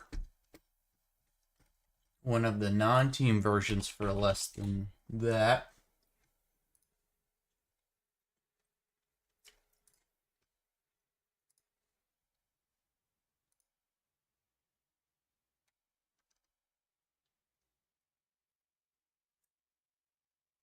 Yeah, you can get the elite version for 95 with my code.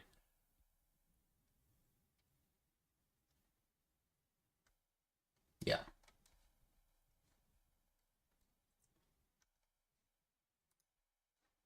But the best deal is obviously the team version.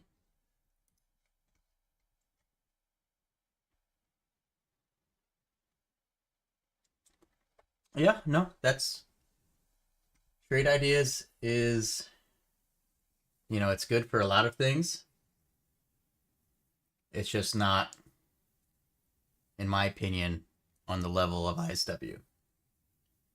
For the Elite, you get enough scanners, you don't get everything.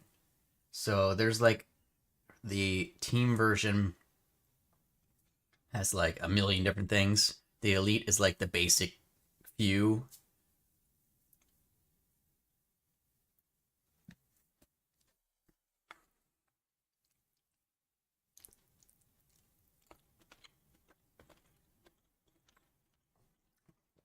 And then the team also comes with like the chat rooms and stuff that I'm in, and then the creator of the scanner, a couple other guys that are in there.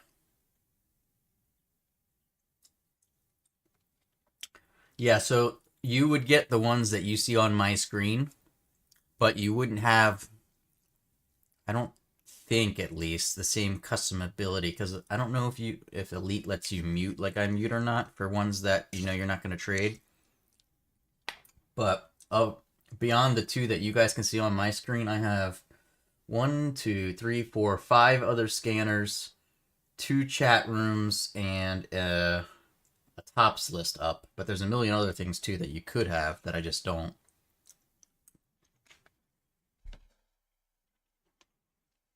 There's also a free trial that you can use with my code. I think it's 2 weeks. Might just be 1 now, but it was 2 weeks at one point. You can try the team version for free.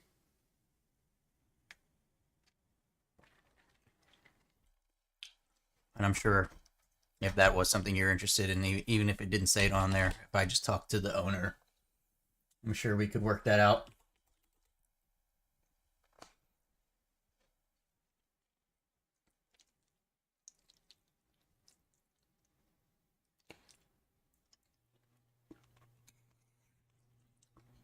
The owner, by the way, he goes by B, is the absolute master of this strategy. That guy is on an unreal level. I get to trade with him and watch him trade every day, and he sends out his alerts as he goes throughout the day and all that. He's unreal.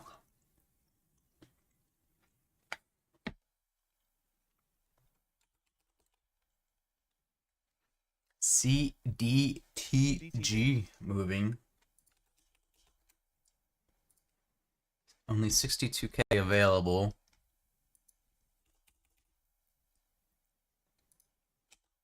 CDTG. Order cancelled. Maybe if it moves up a bit higher here. Volume is kind of strange because it was on like 3 candles earlier, and now this candle, but otherwise nothing.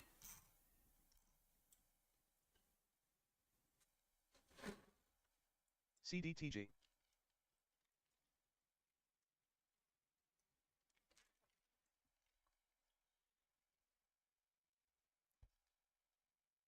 CDTG.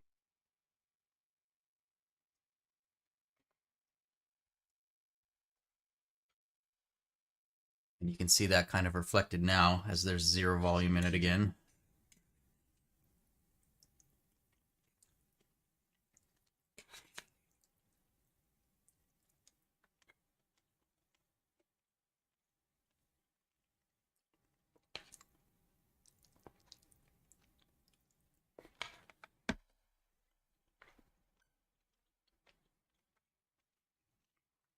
CDTG.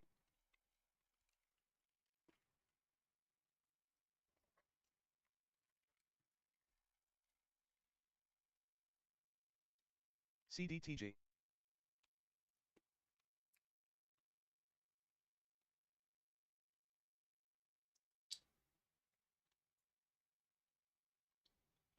Yeah. CDTG. I mean, you pay more for it than like say something like Trade Ideas for a reason. It comes out of the box ready to go. giving you the alerts. Trade ideas, you have to, make them all yourself. CDTG. And, it's has the main thing it has that it doesn't have is the I3 number itself. That number is an indication of probability. CDTG.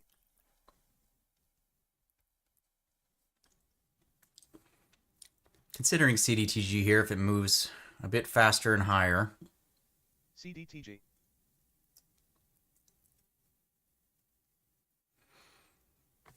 a little concerned about how it's moving though.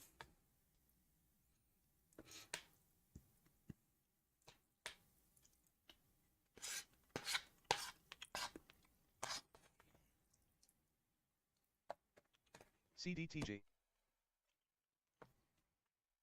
All right, here we go. Keep going.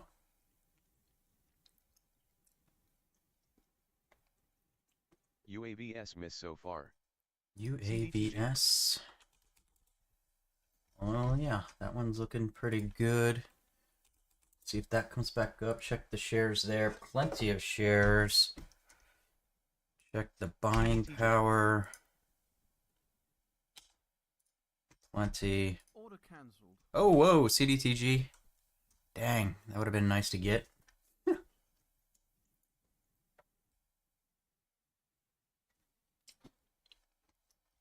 Didn't quite get above. If you see my order here, I was waiting for it to get above 280 there.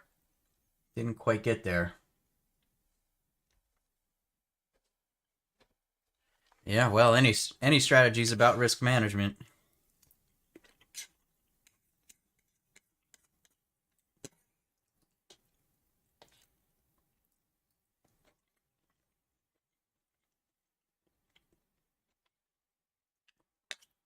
You could have the most unrisky strategy in the world where you're risking like, relatively nothing and still blow up because you don't do your risk management properly.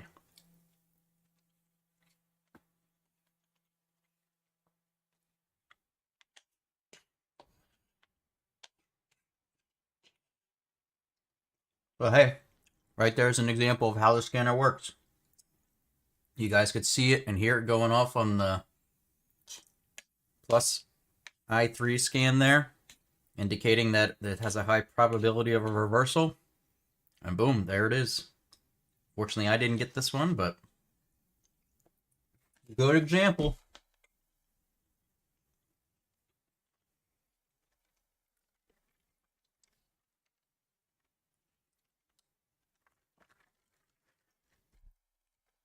This chicken is so good. I love chicken and salsa. And it's so good for you.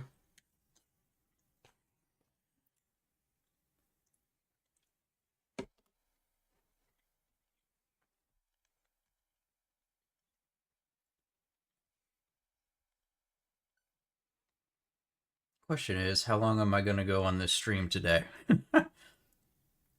That is the question.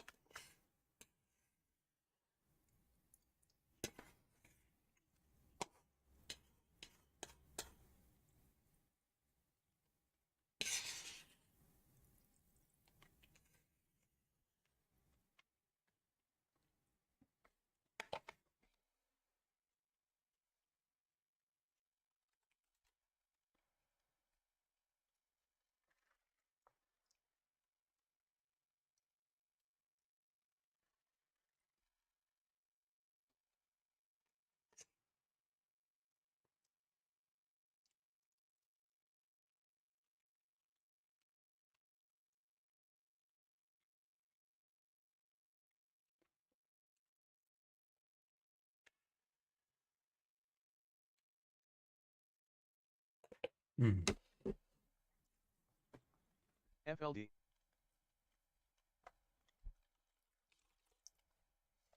FLD is in a big down gap. I won't be touching this one. Mute that.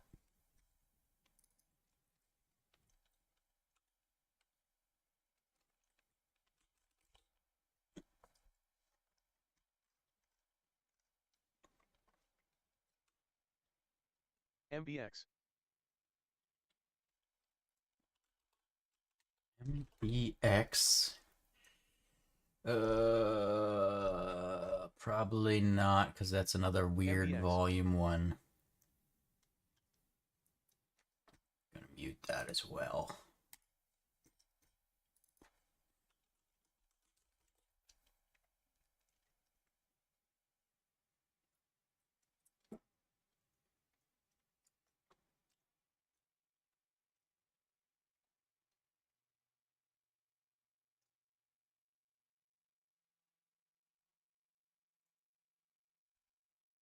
Hmm.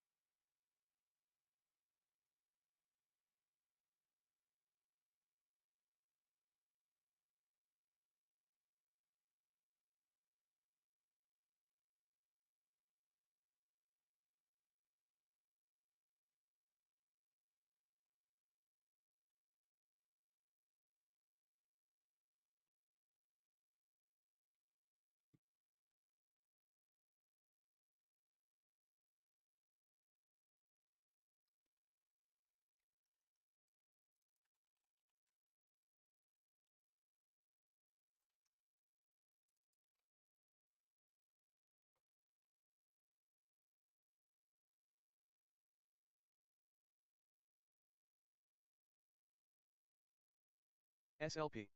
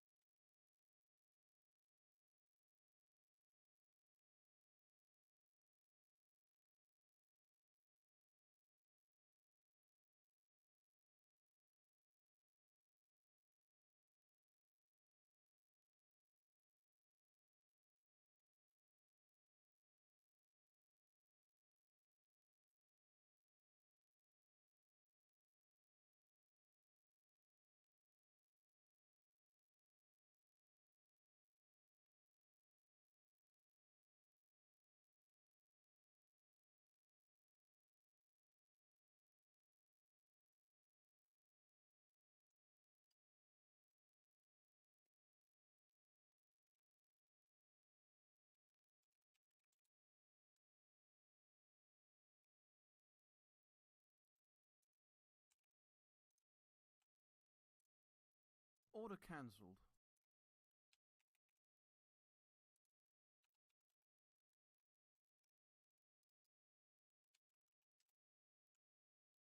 MYSZ is kind of interesting if it can move higher on this move, but the volume looks like it might be a bit light and struggle to do that.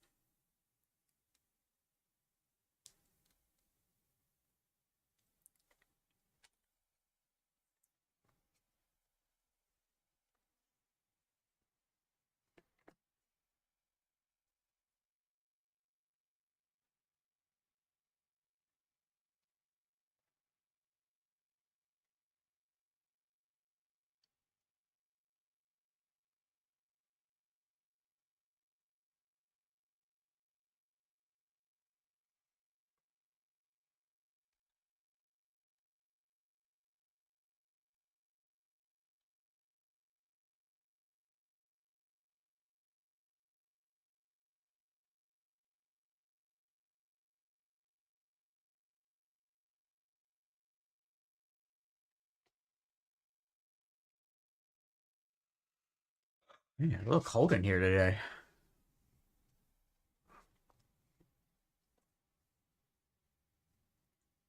It is raining outside.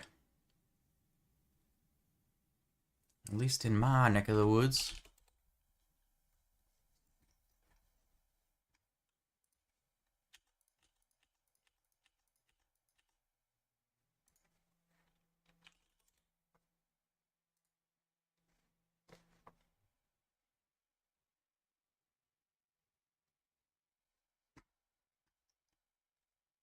Yeah, didn't quite make the move I needed there.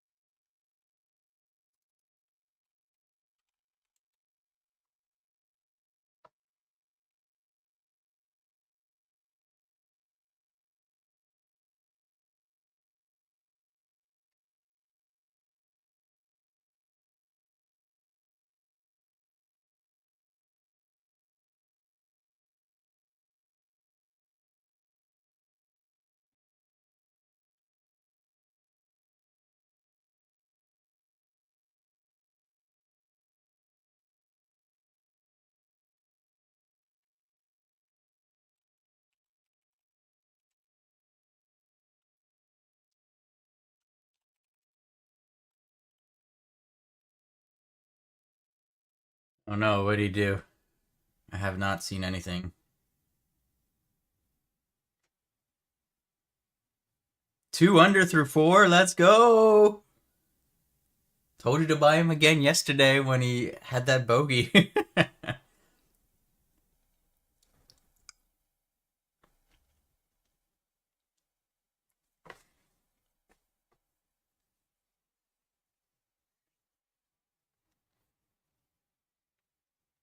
Imagine had you bought him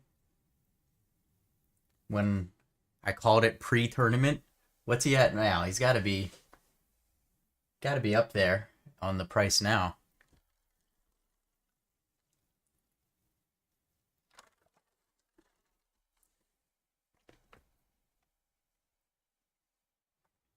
He had been playing really well coming into this tournament.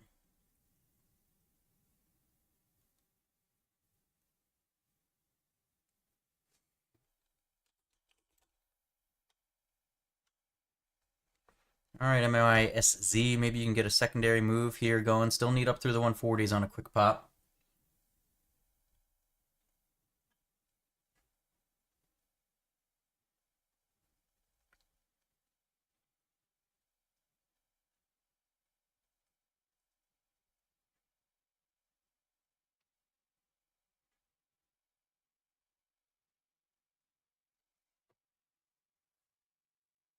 $18?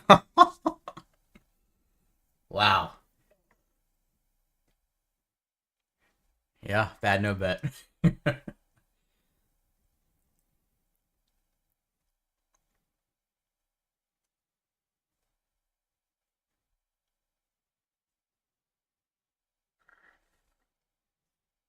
I mean, you didn't have to put 100 G's on it. You could have put 1 G on it and tripled your money from 2 days ago already.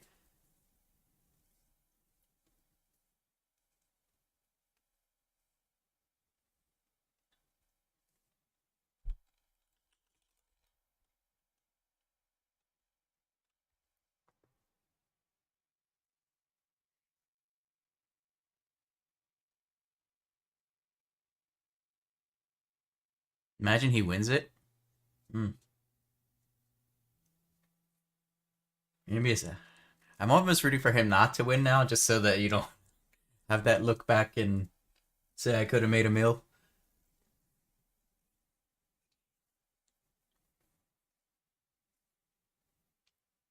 I didn't even look at where Rose is at. He's still at 8 under through 9.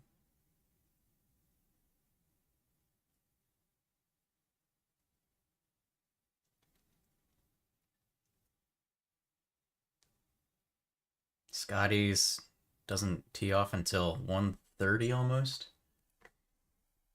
You're gonna be sad if Rose wins? I don't think he's gonna win.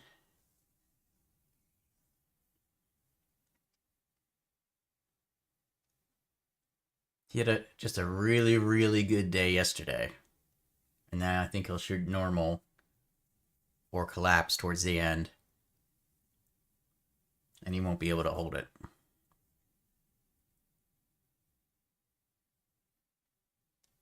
Eight under is silly though at Augusta. In one round.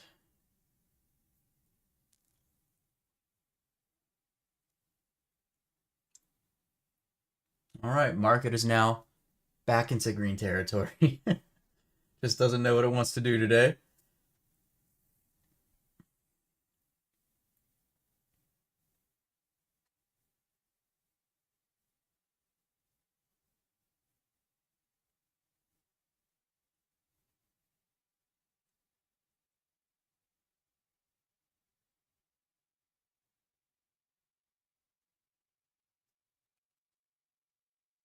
Do I plan on going full-time trading? No. I'd be having to make a lot more money to do that.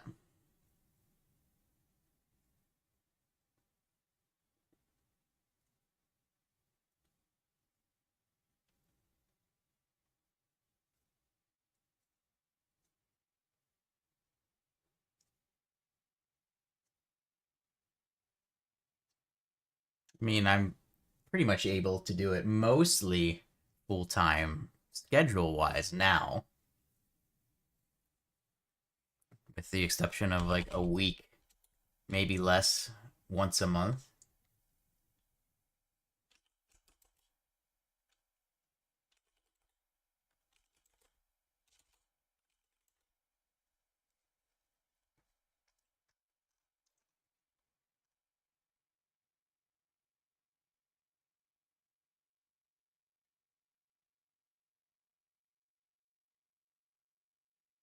Quick question during driving. How long does it usually take for a beginner to start being profitable and actually make money? Years.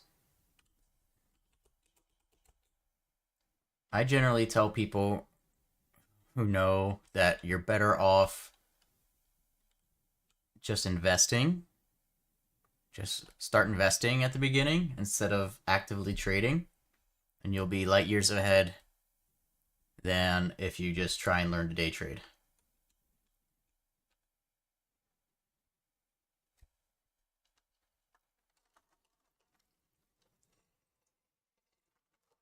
It's not as fun. It's more boring. It's long term, but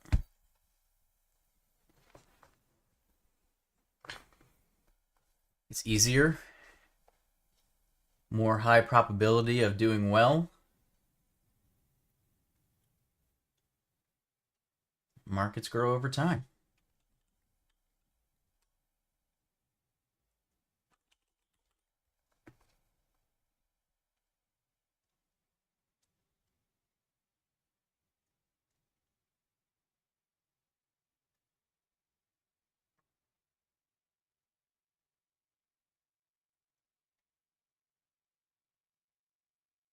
I mean, really, you shouldn't even do day trading unless you can afford to lose the money that you're trading with.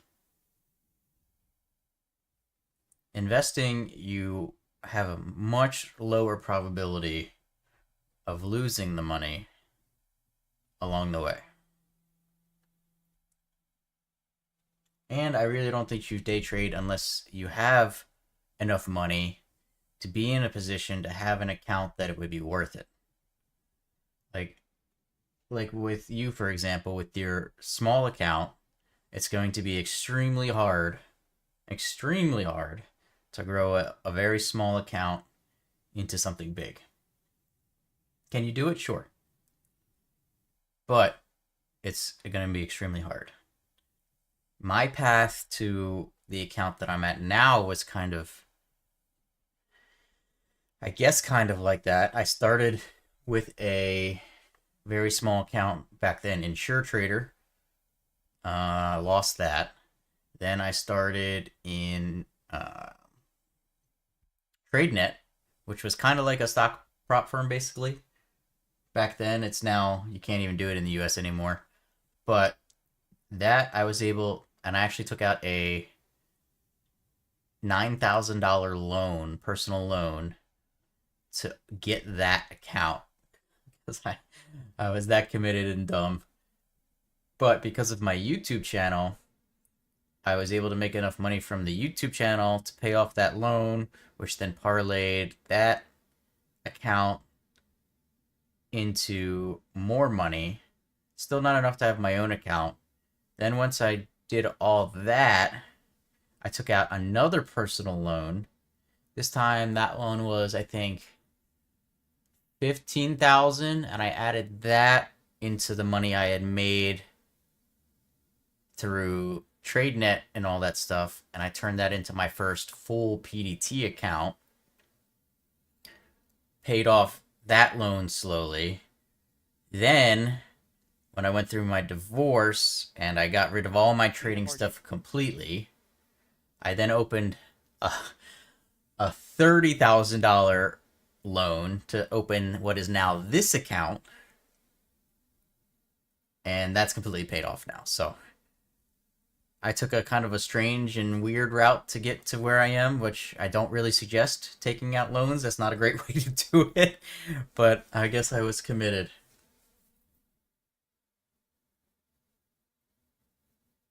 Yeah, you're right about that, Saber. It's good for learning. If you can't be profitable on a small account, you most likely will not be profitable on a large account.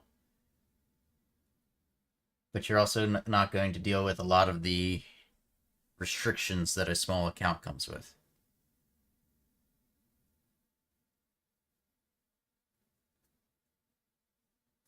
And really the first step is, can you be profitable on a fake money account?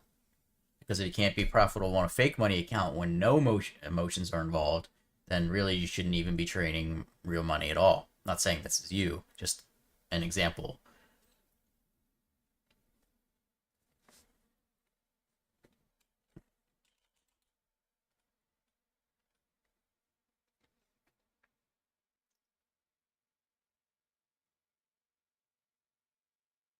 But even with all that being said, I didn't take any of that advice when I started out.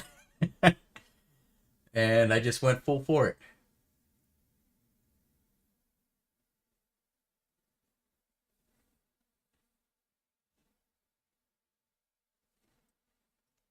Well, you have to be on margin to short, technically anyway, so you wouldn't be able to do it unless you had enough or you were offshore, doing that stuff. But you would have to... What was I going to do here share-wise? It's already back down, though.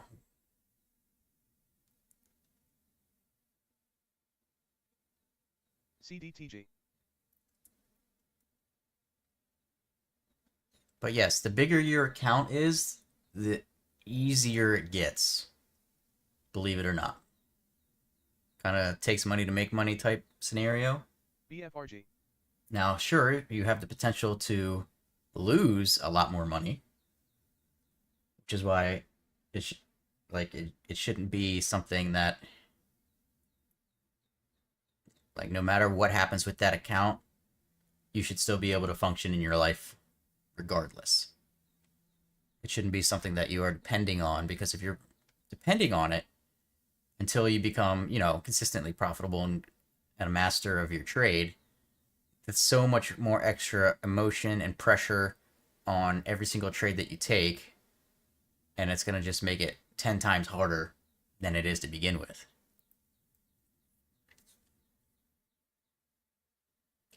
I did 2 to 3 stints with $700 accounts with trade 0. I was losing my margin very quickly. They stop the margin if your account goes below 500 and then you can't short. Yeah, I mean those are they're off seas options and all that stuff. But I'm talking like US laws. If you're following the US laws and you're not going overseas or whatever it may be, sure you can do that.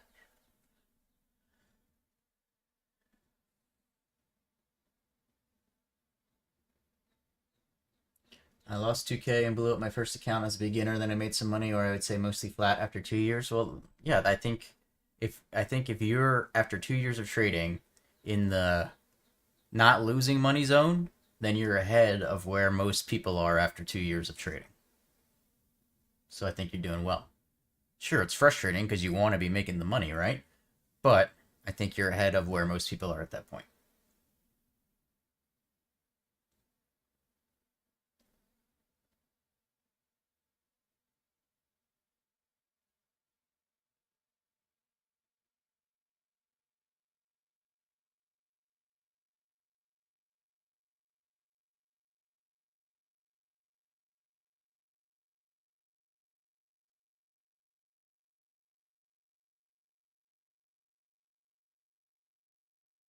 Yeah, I mean, trading is, especially day trading specifically, you have to be extremely committed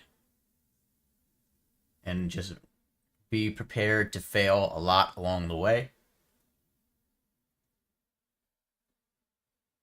But I think if you can get through it all, there's potential for it to be amazing, which is one of the reasons that I continued and continue to push through and forward and trying to get bigger and better.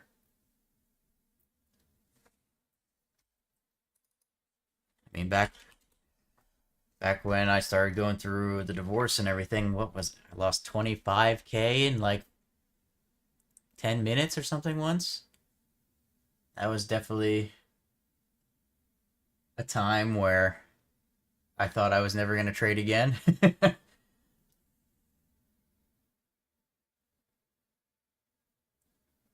And here I am.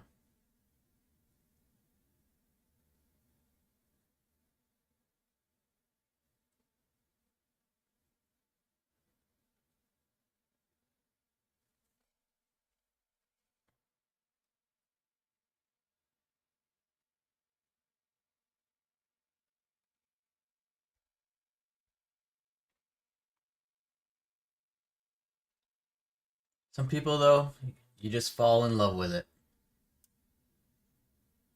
I still love it.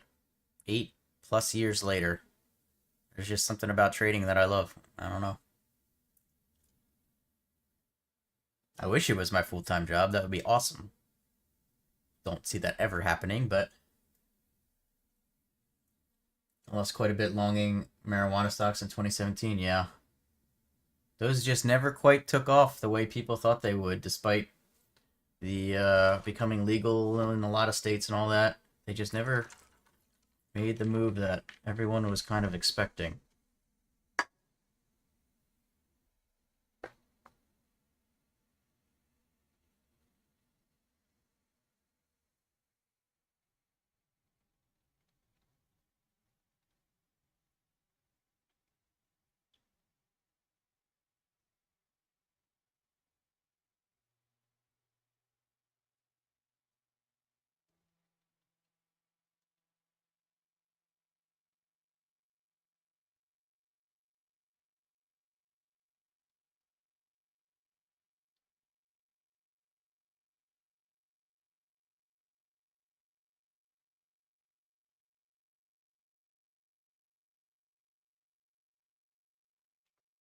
BFRG.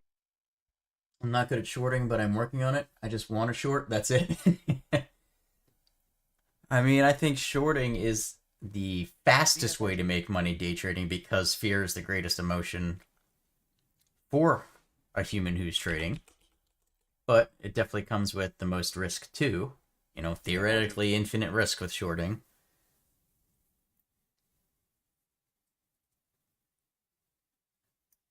Our saying in the team is shorts take shorter, longs take longer,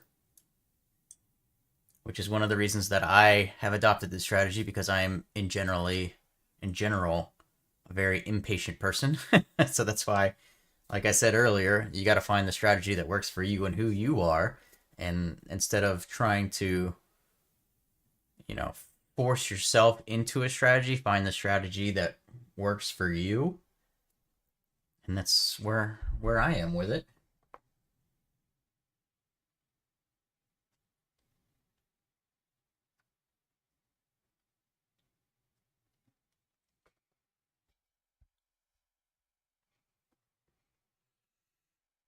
I take not nearly as many longs, but I took a bunch of longs recently, especially in Tesla.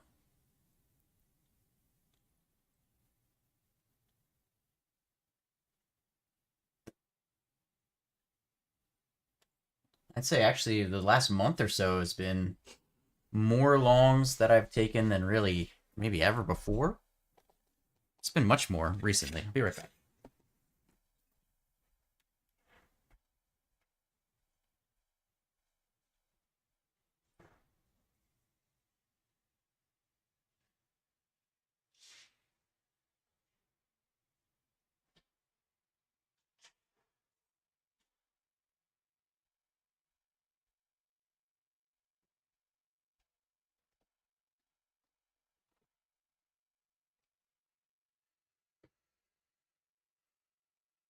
Hi, Jose. I'm Justin, though, not Jason. That's okay. It happens.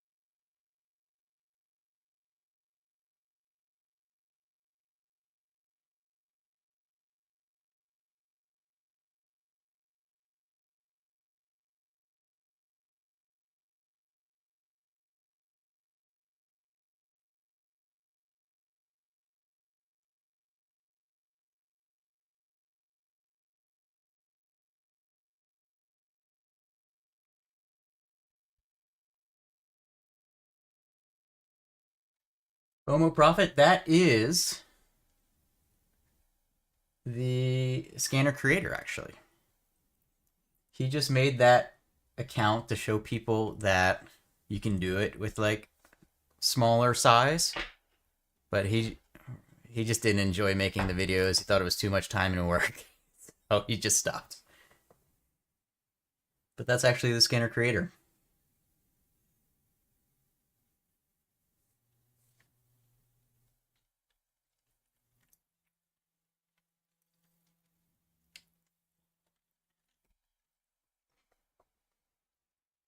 That guy makes so much money in a day trading that it like not worth it for him to spend the time making those videos.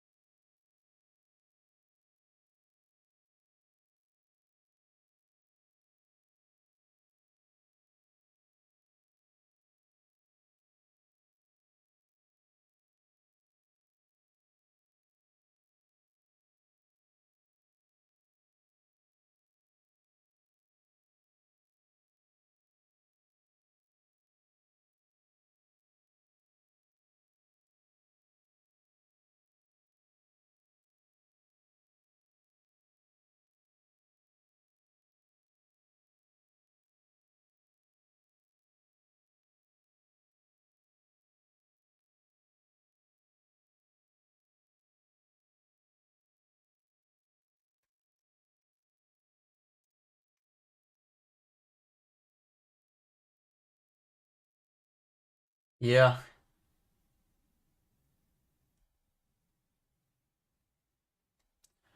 Yeah, he likes those prop firms. He's doing well with the affiliate stuff on those prop firms too.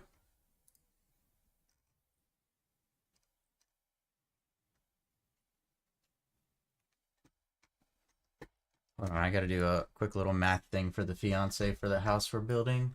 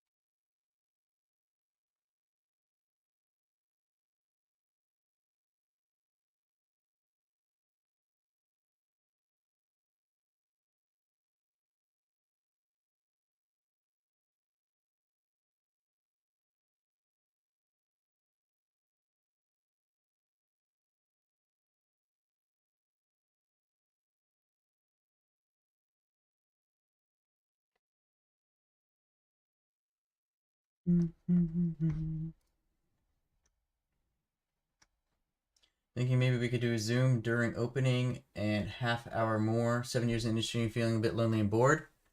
It's a nice proposal there, Jose, but generally I'm talking to the guys on in the Team ISW scanner room at that time, and I also can't do the Zoom at the same time because I'm recording everything, and that's taken up by the camera. Just today, TFS, just today.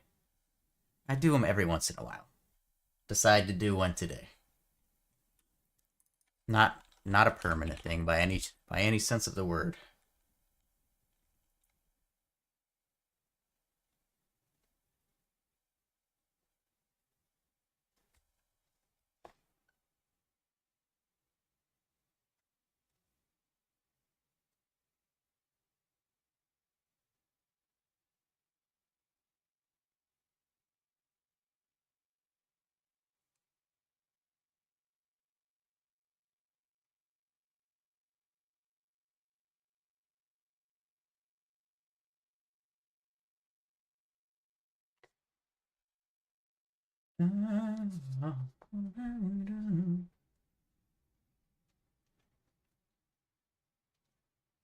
I will go live every day when you give me 25% of your slot earnings a month. Deal? Shake on it.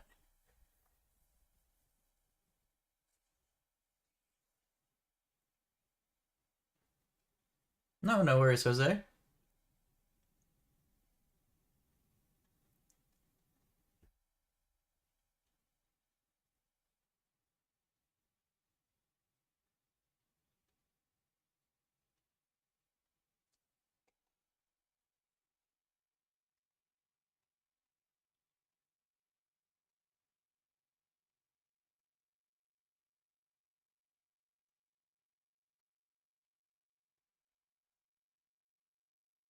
What? Why would you get out of the slot business? That seems like the greatest business ever.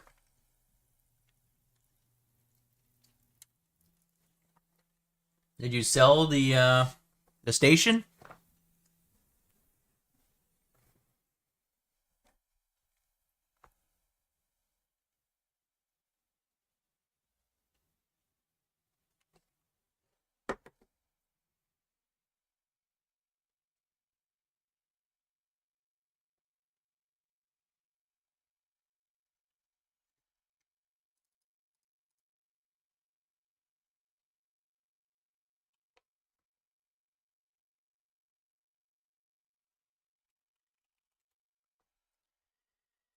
I have the station with no more slots. Do what's happening in the area right now? It's very cryptic. I don't know what's happening in the area.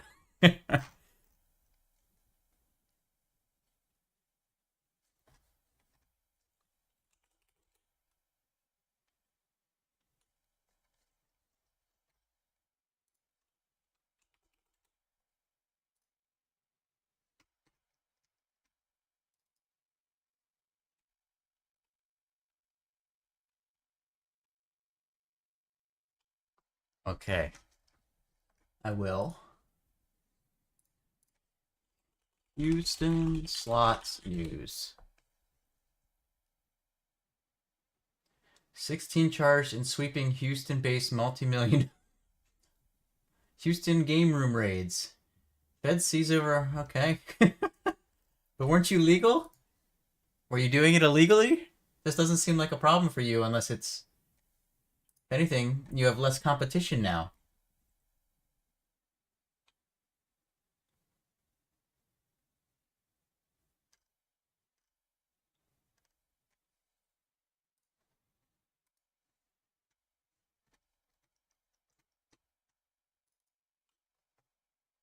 That seems like it's all illegal stuff unless there's more than what I found in my search.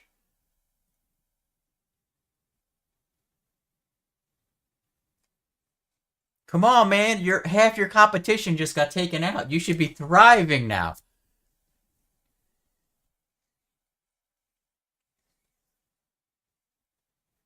Where else are they gonna go? They can't go to their little back alleys. You know what? Just put it in the back room and let the trusted customers back there, okay? Even if you're not gonna do the full thing, just start doing it. Like,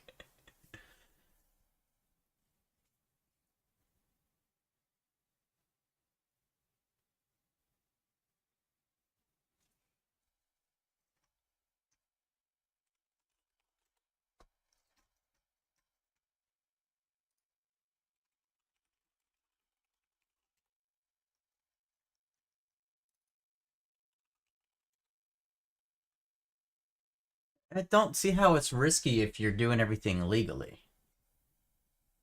Obviously, I don't know nearly as much as you do. But something's not clicking in my mind, I guess. Hey, appreciate it, Jose. Thanks for stopping by.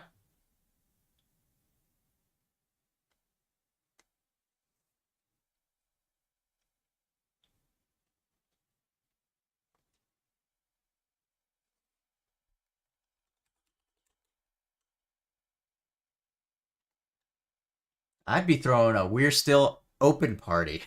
That sounds like a great promotion to me. Hey, regular gambling ring shut down by the feds. Come to Trading for Science station and gamble away. Sounds great.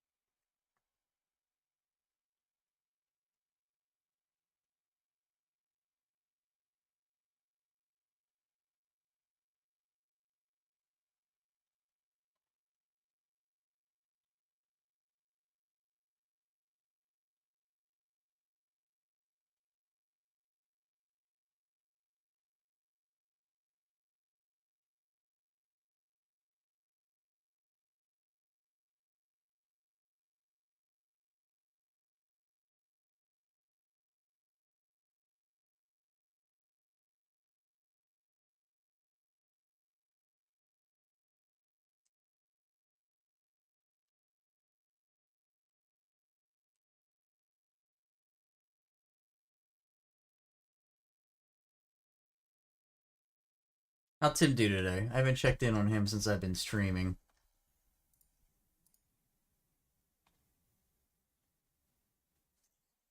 Is he still live? No, he's done.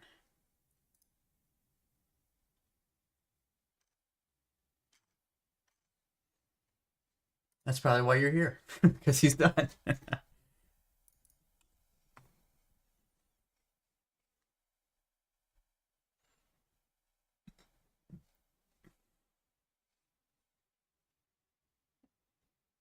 I would love just one more because I'm not going to be around next week.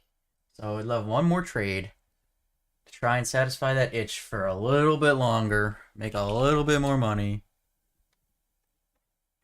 But things are just dry right now. Nothing moving.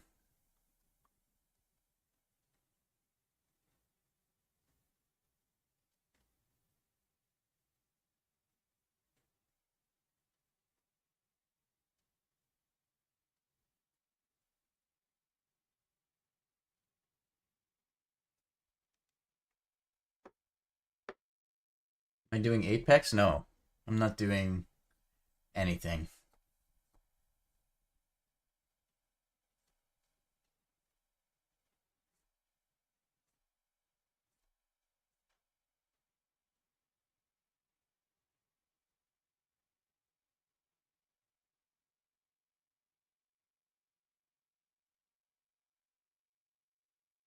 I'm doing whiskey. That's what I've been doing. On my beautiful bottles of whiskey.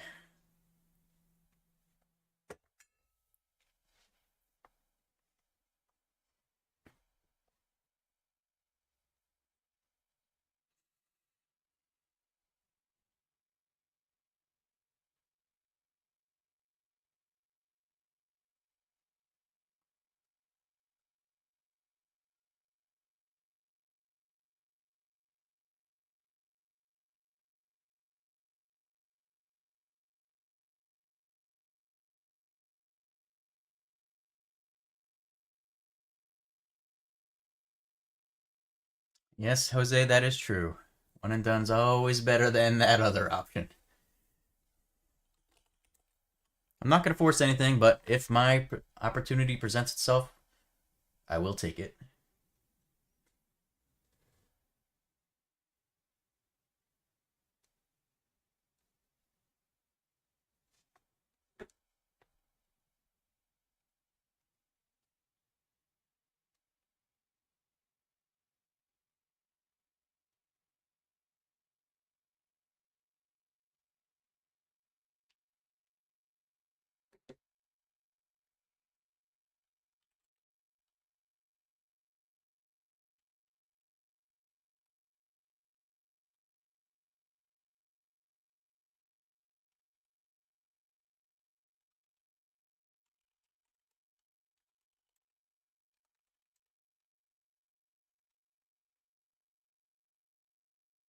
Too bad I don't do marbles on stream like Tim does.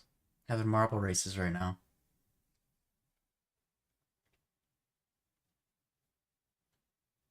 You know, for a while I was doing gaming streaming on Twitch right after my divorce and I moved out.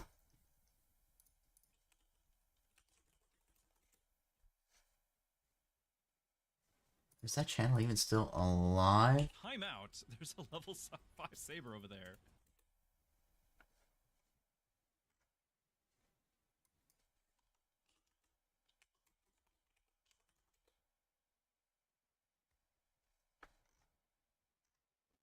No, I think I got rid of it. I must have gotten rid of it.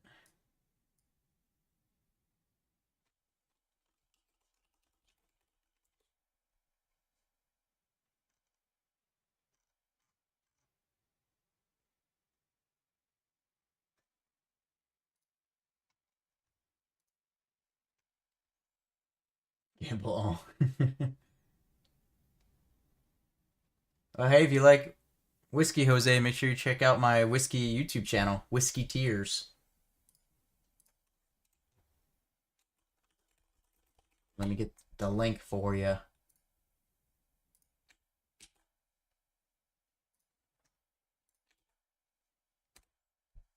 Make sure you all check me out there. And if you haven't already, you know it. Good, great, awesome. Have a great weekend then, my friend. Got another video coming out Sunday on this bottle, the Benchmark Bonded. Just filmed that yesterday. It's coming out Sunday at 10 a.m.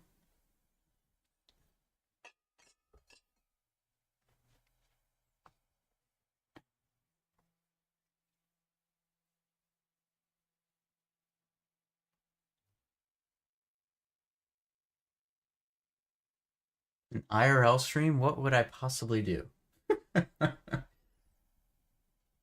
Just a day in my life? It would be a video of me sitting here for several hours in the morning, then going to the gym, then probably going to check on the new build, then picking up my kids from school, and doing all the dad things. I don't think it would be that interesting.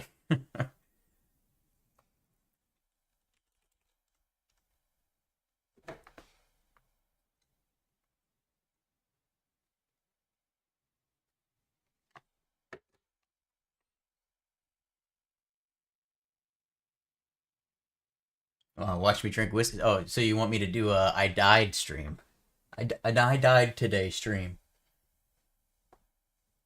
I've done a couple live streams on Whiskey Tears doing some drinking. Not an all day.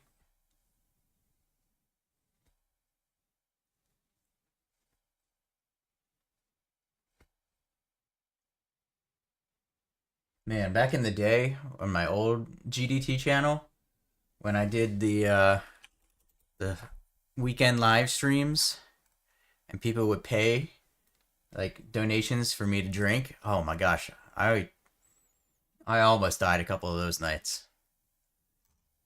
I remember the one morning, the next morning, I didn't get out of bed until like 4 p.m.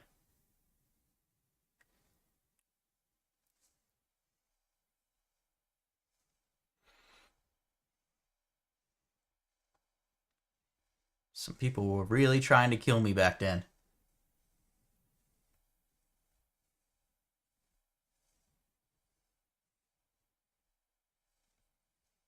All right, APDN, can you get a bigger push going here up through 130?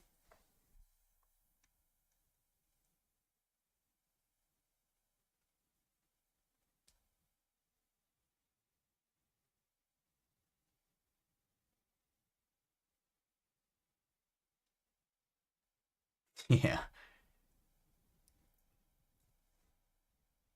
It's still amazing that him and I have not met in real life, considering how close we are generally to each other.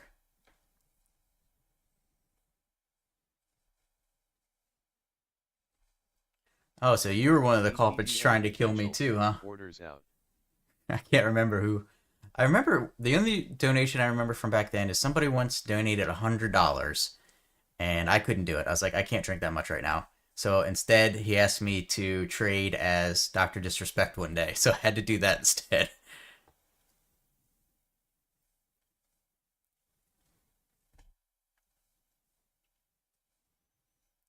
APDN, can you get a pop through 130?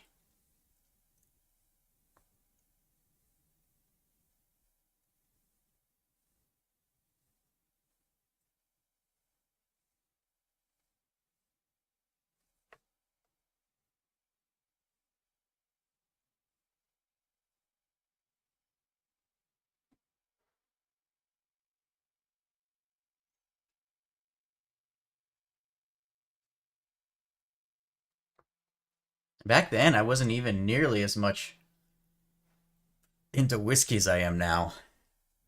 I maybe had like 10 bottles of just random stuff back then. Now, oh my god.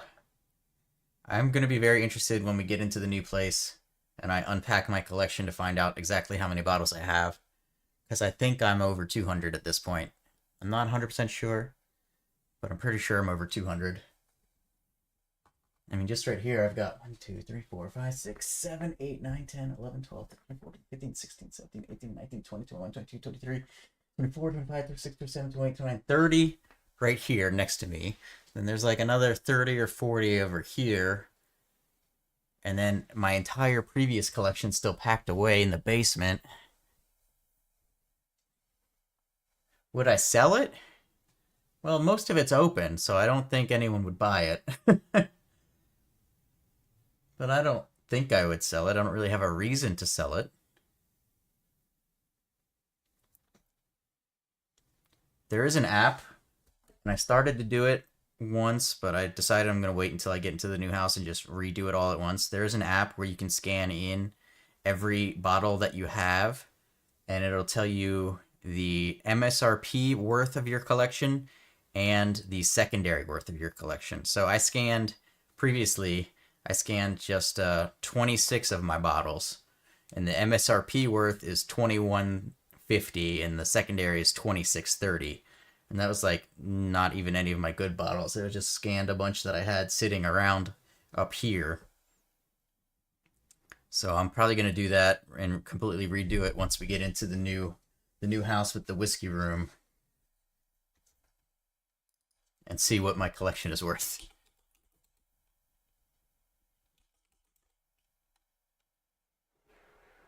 I know, right? Practically could.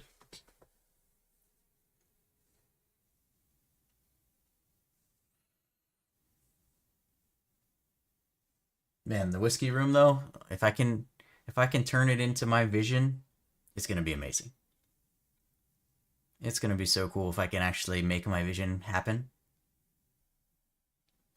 It's gonna be a lot of work for me, but so cool.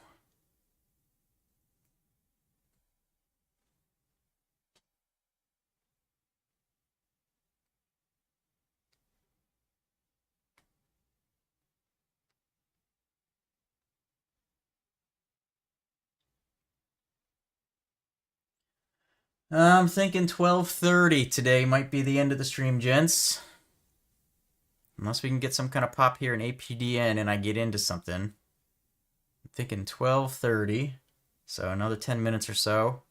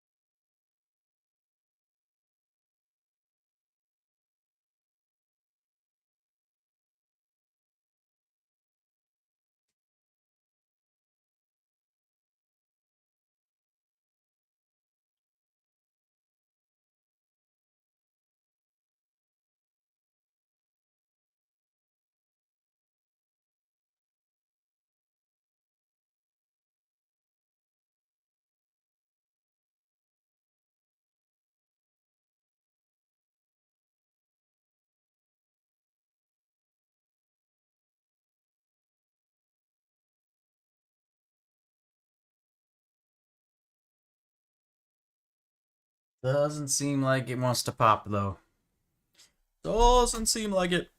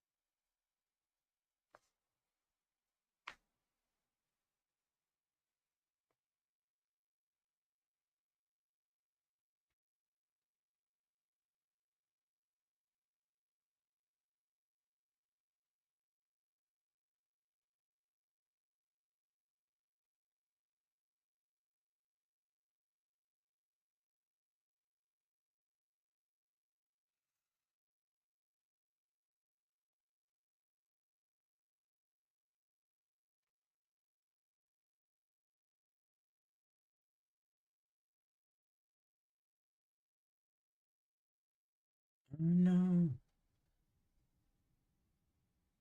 Any bars open? Oh no. Definitely not.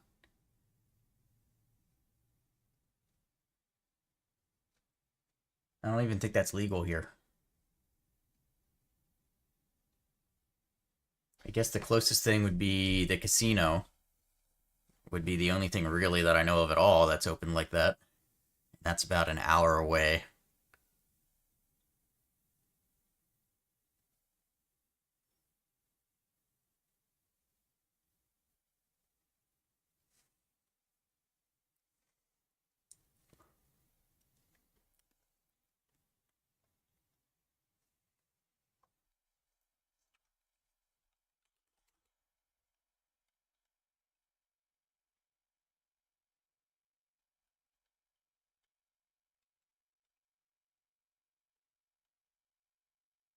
think here bars have to close by 2.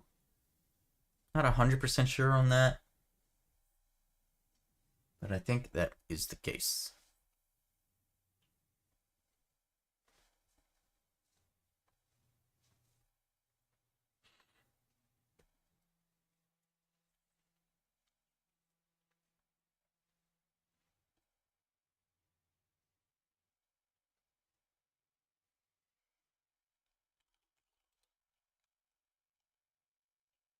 I'm in Maryland.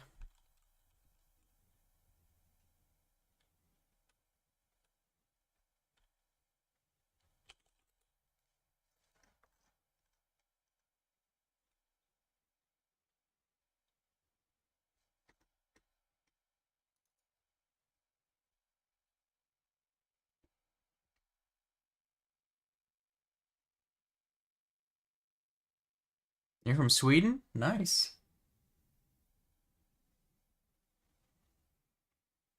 Never been there, never actually been out of the country.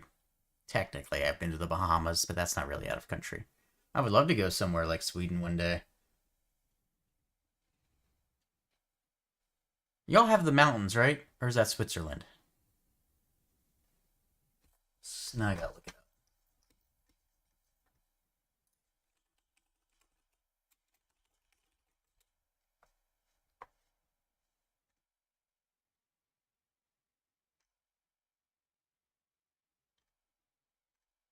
You have mountains in the north.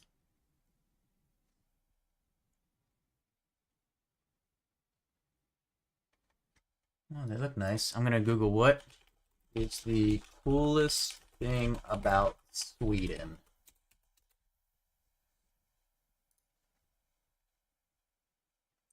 One of the coolest things about Sweden is its strong commitment to environmental sustainability. Blah.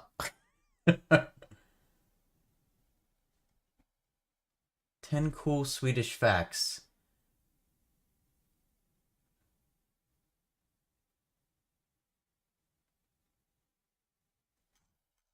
All right, let's Google best thing to do in Sweden.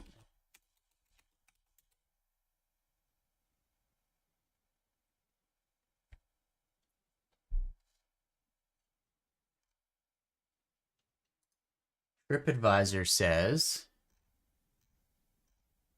the Vasa Museum is #1. 17th century warship displayed across multiple levels. #2 is Stockholm Old Town. Okay, I've heard of Stockholm.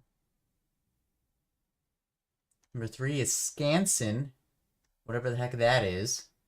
An open-air museum with interactive exhibits of Scandinavian wildlife. #4,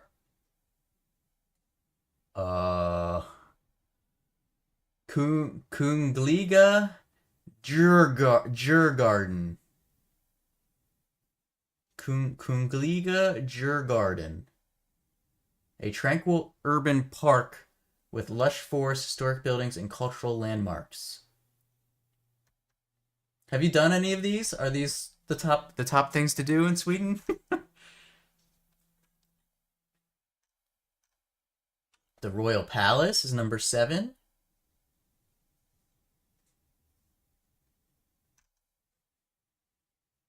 #10, the Disgusting Food Museum. That sounds fun. The Disgusting Food Museum at #10.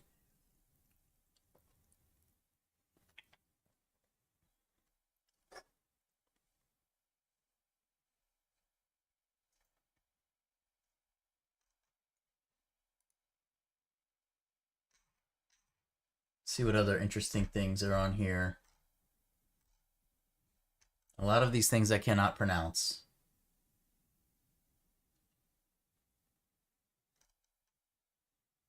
Mantellisvägen? Something like that?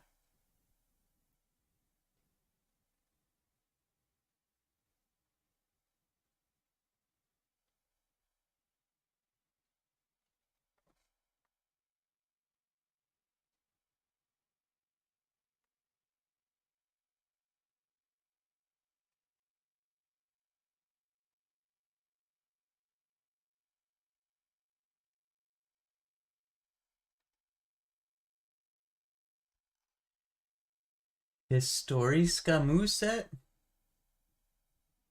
Stockholm Archipelago. There was an archipelago on here. Southern Gothenburg Archipelago? Maybe that's it. Sodermalm. Haga Nayata. Not even gonna try that one. Store Torget. Store Torget.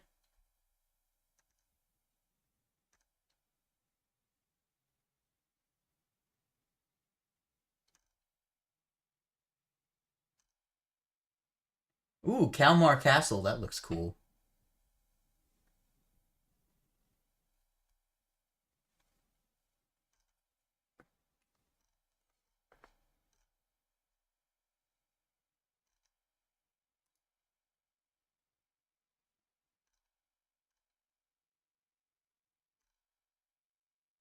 The Visby City Wall. A historic town, one of the medieval walls and cobblestone streets. Looks pretty cool.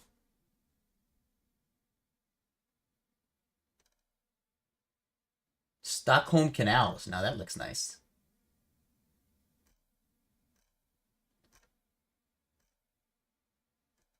The Viking Museum. Yeah, it looks like there's some cool stuff. But it's 12:30, gents, so I think I'm going to call it there. I got to call the fiance and see how things are going anyway. So I do appreciate y'all stopping by today. We'll do it again sometime in the future. Don't know when, but sometime. So I hope you all had a great trading week. Hopefully it's better than mine. And I'll see you later.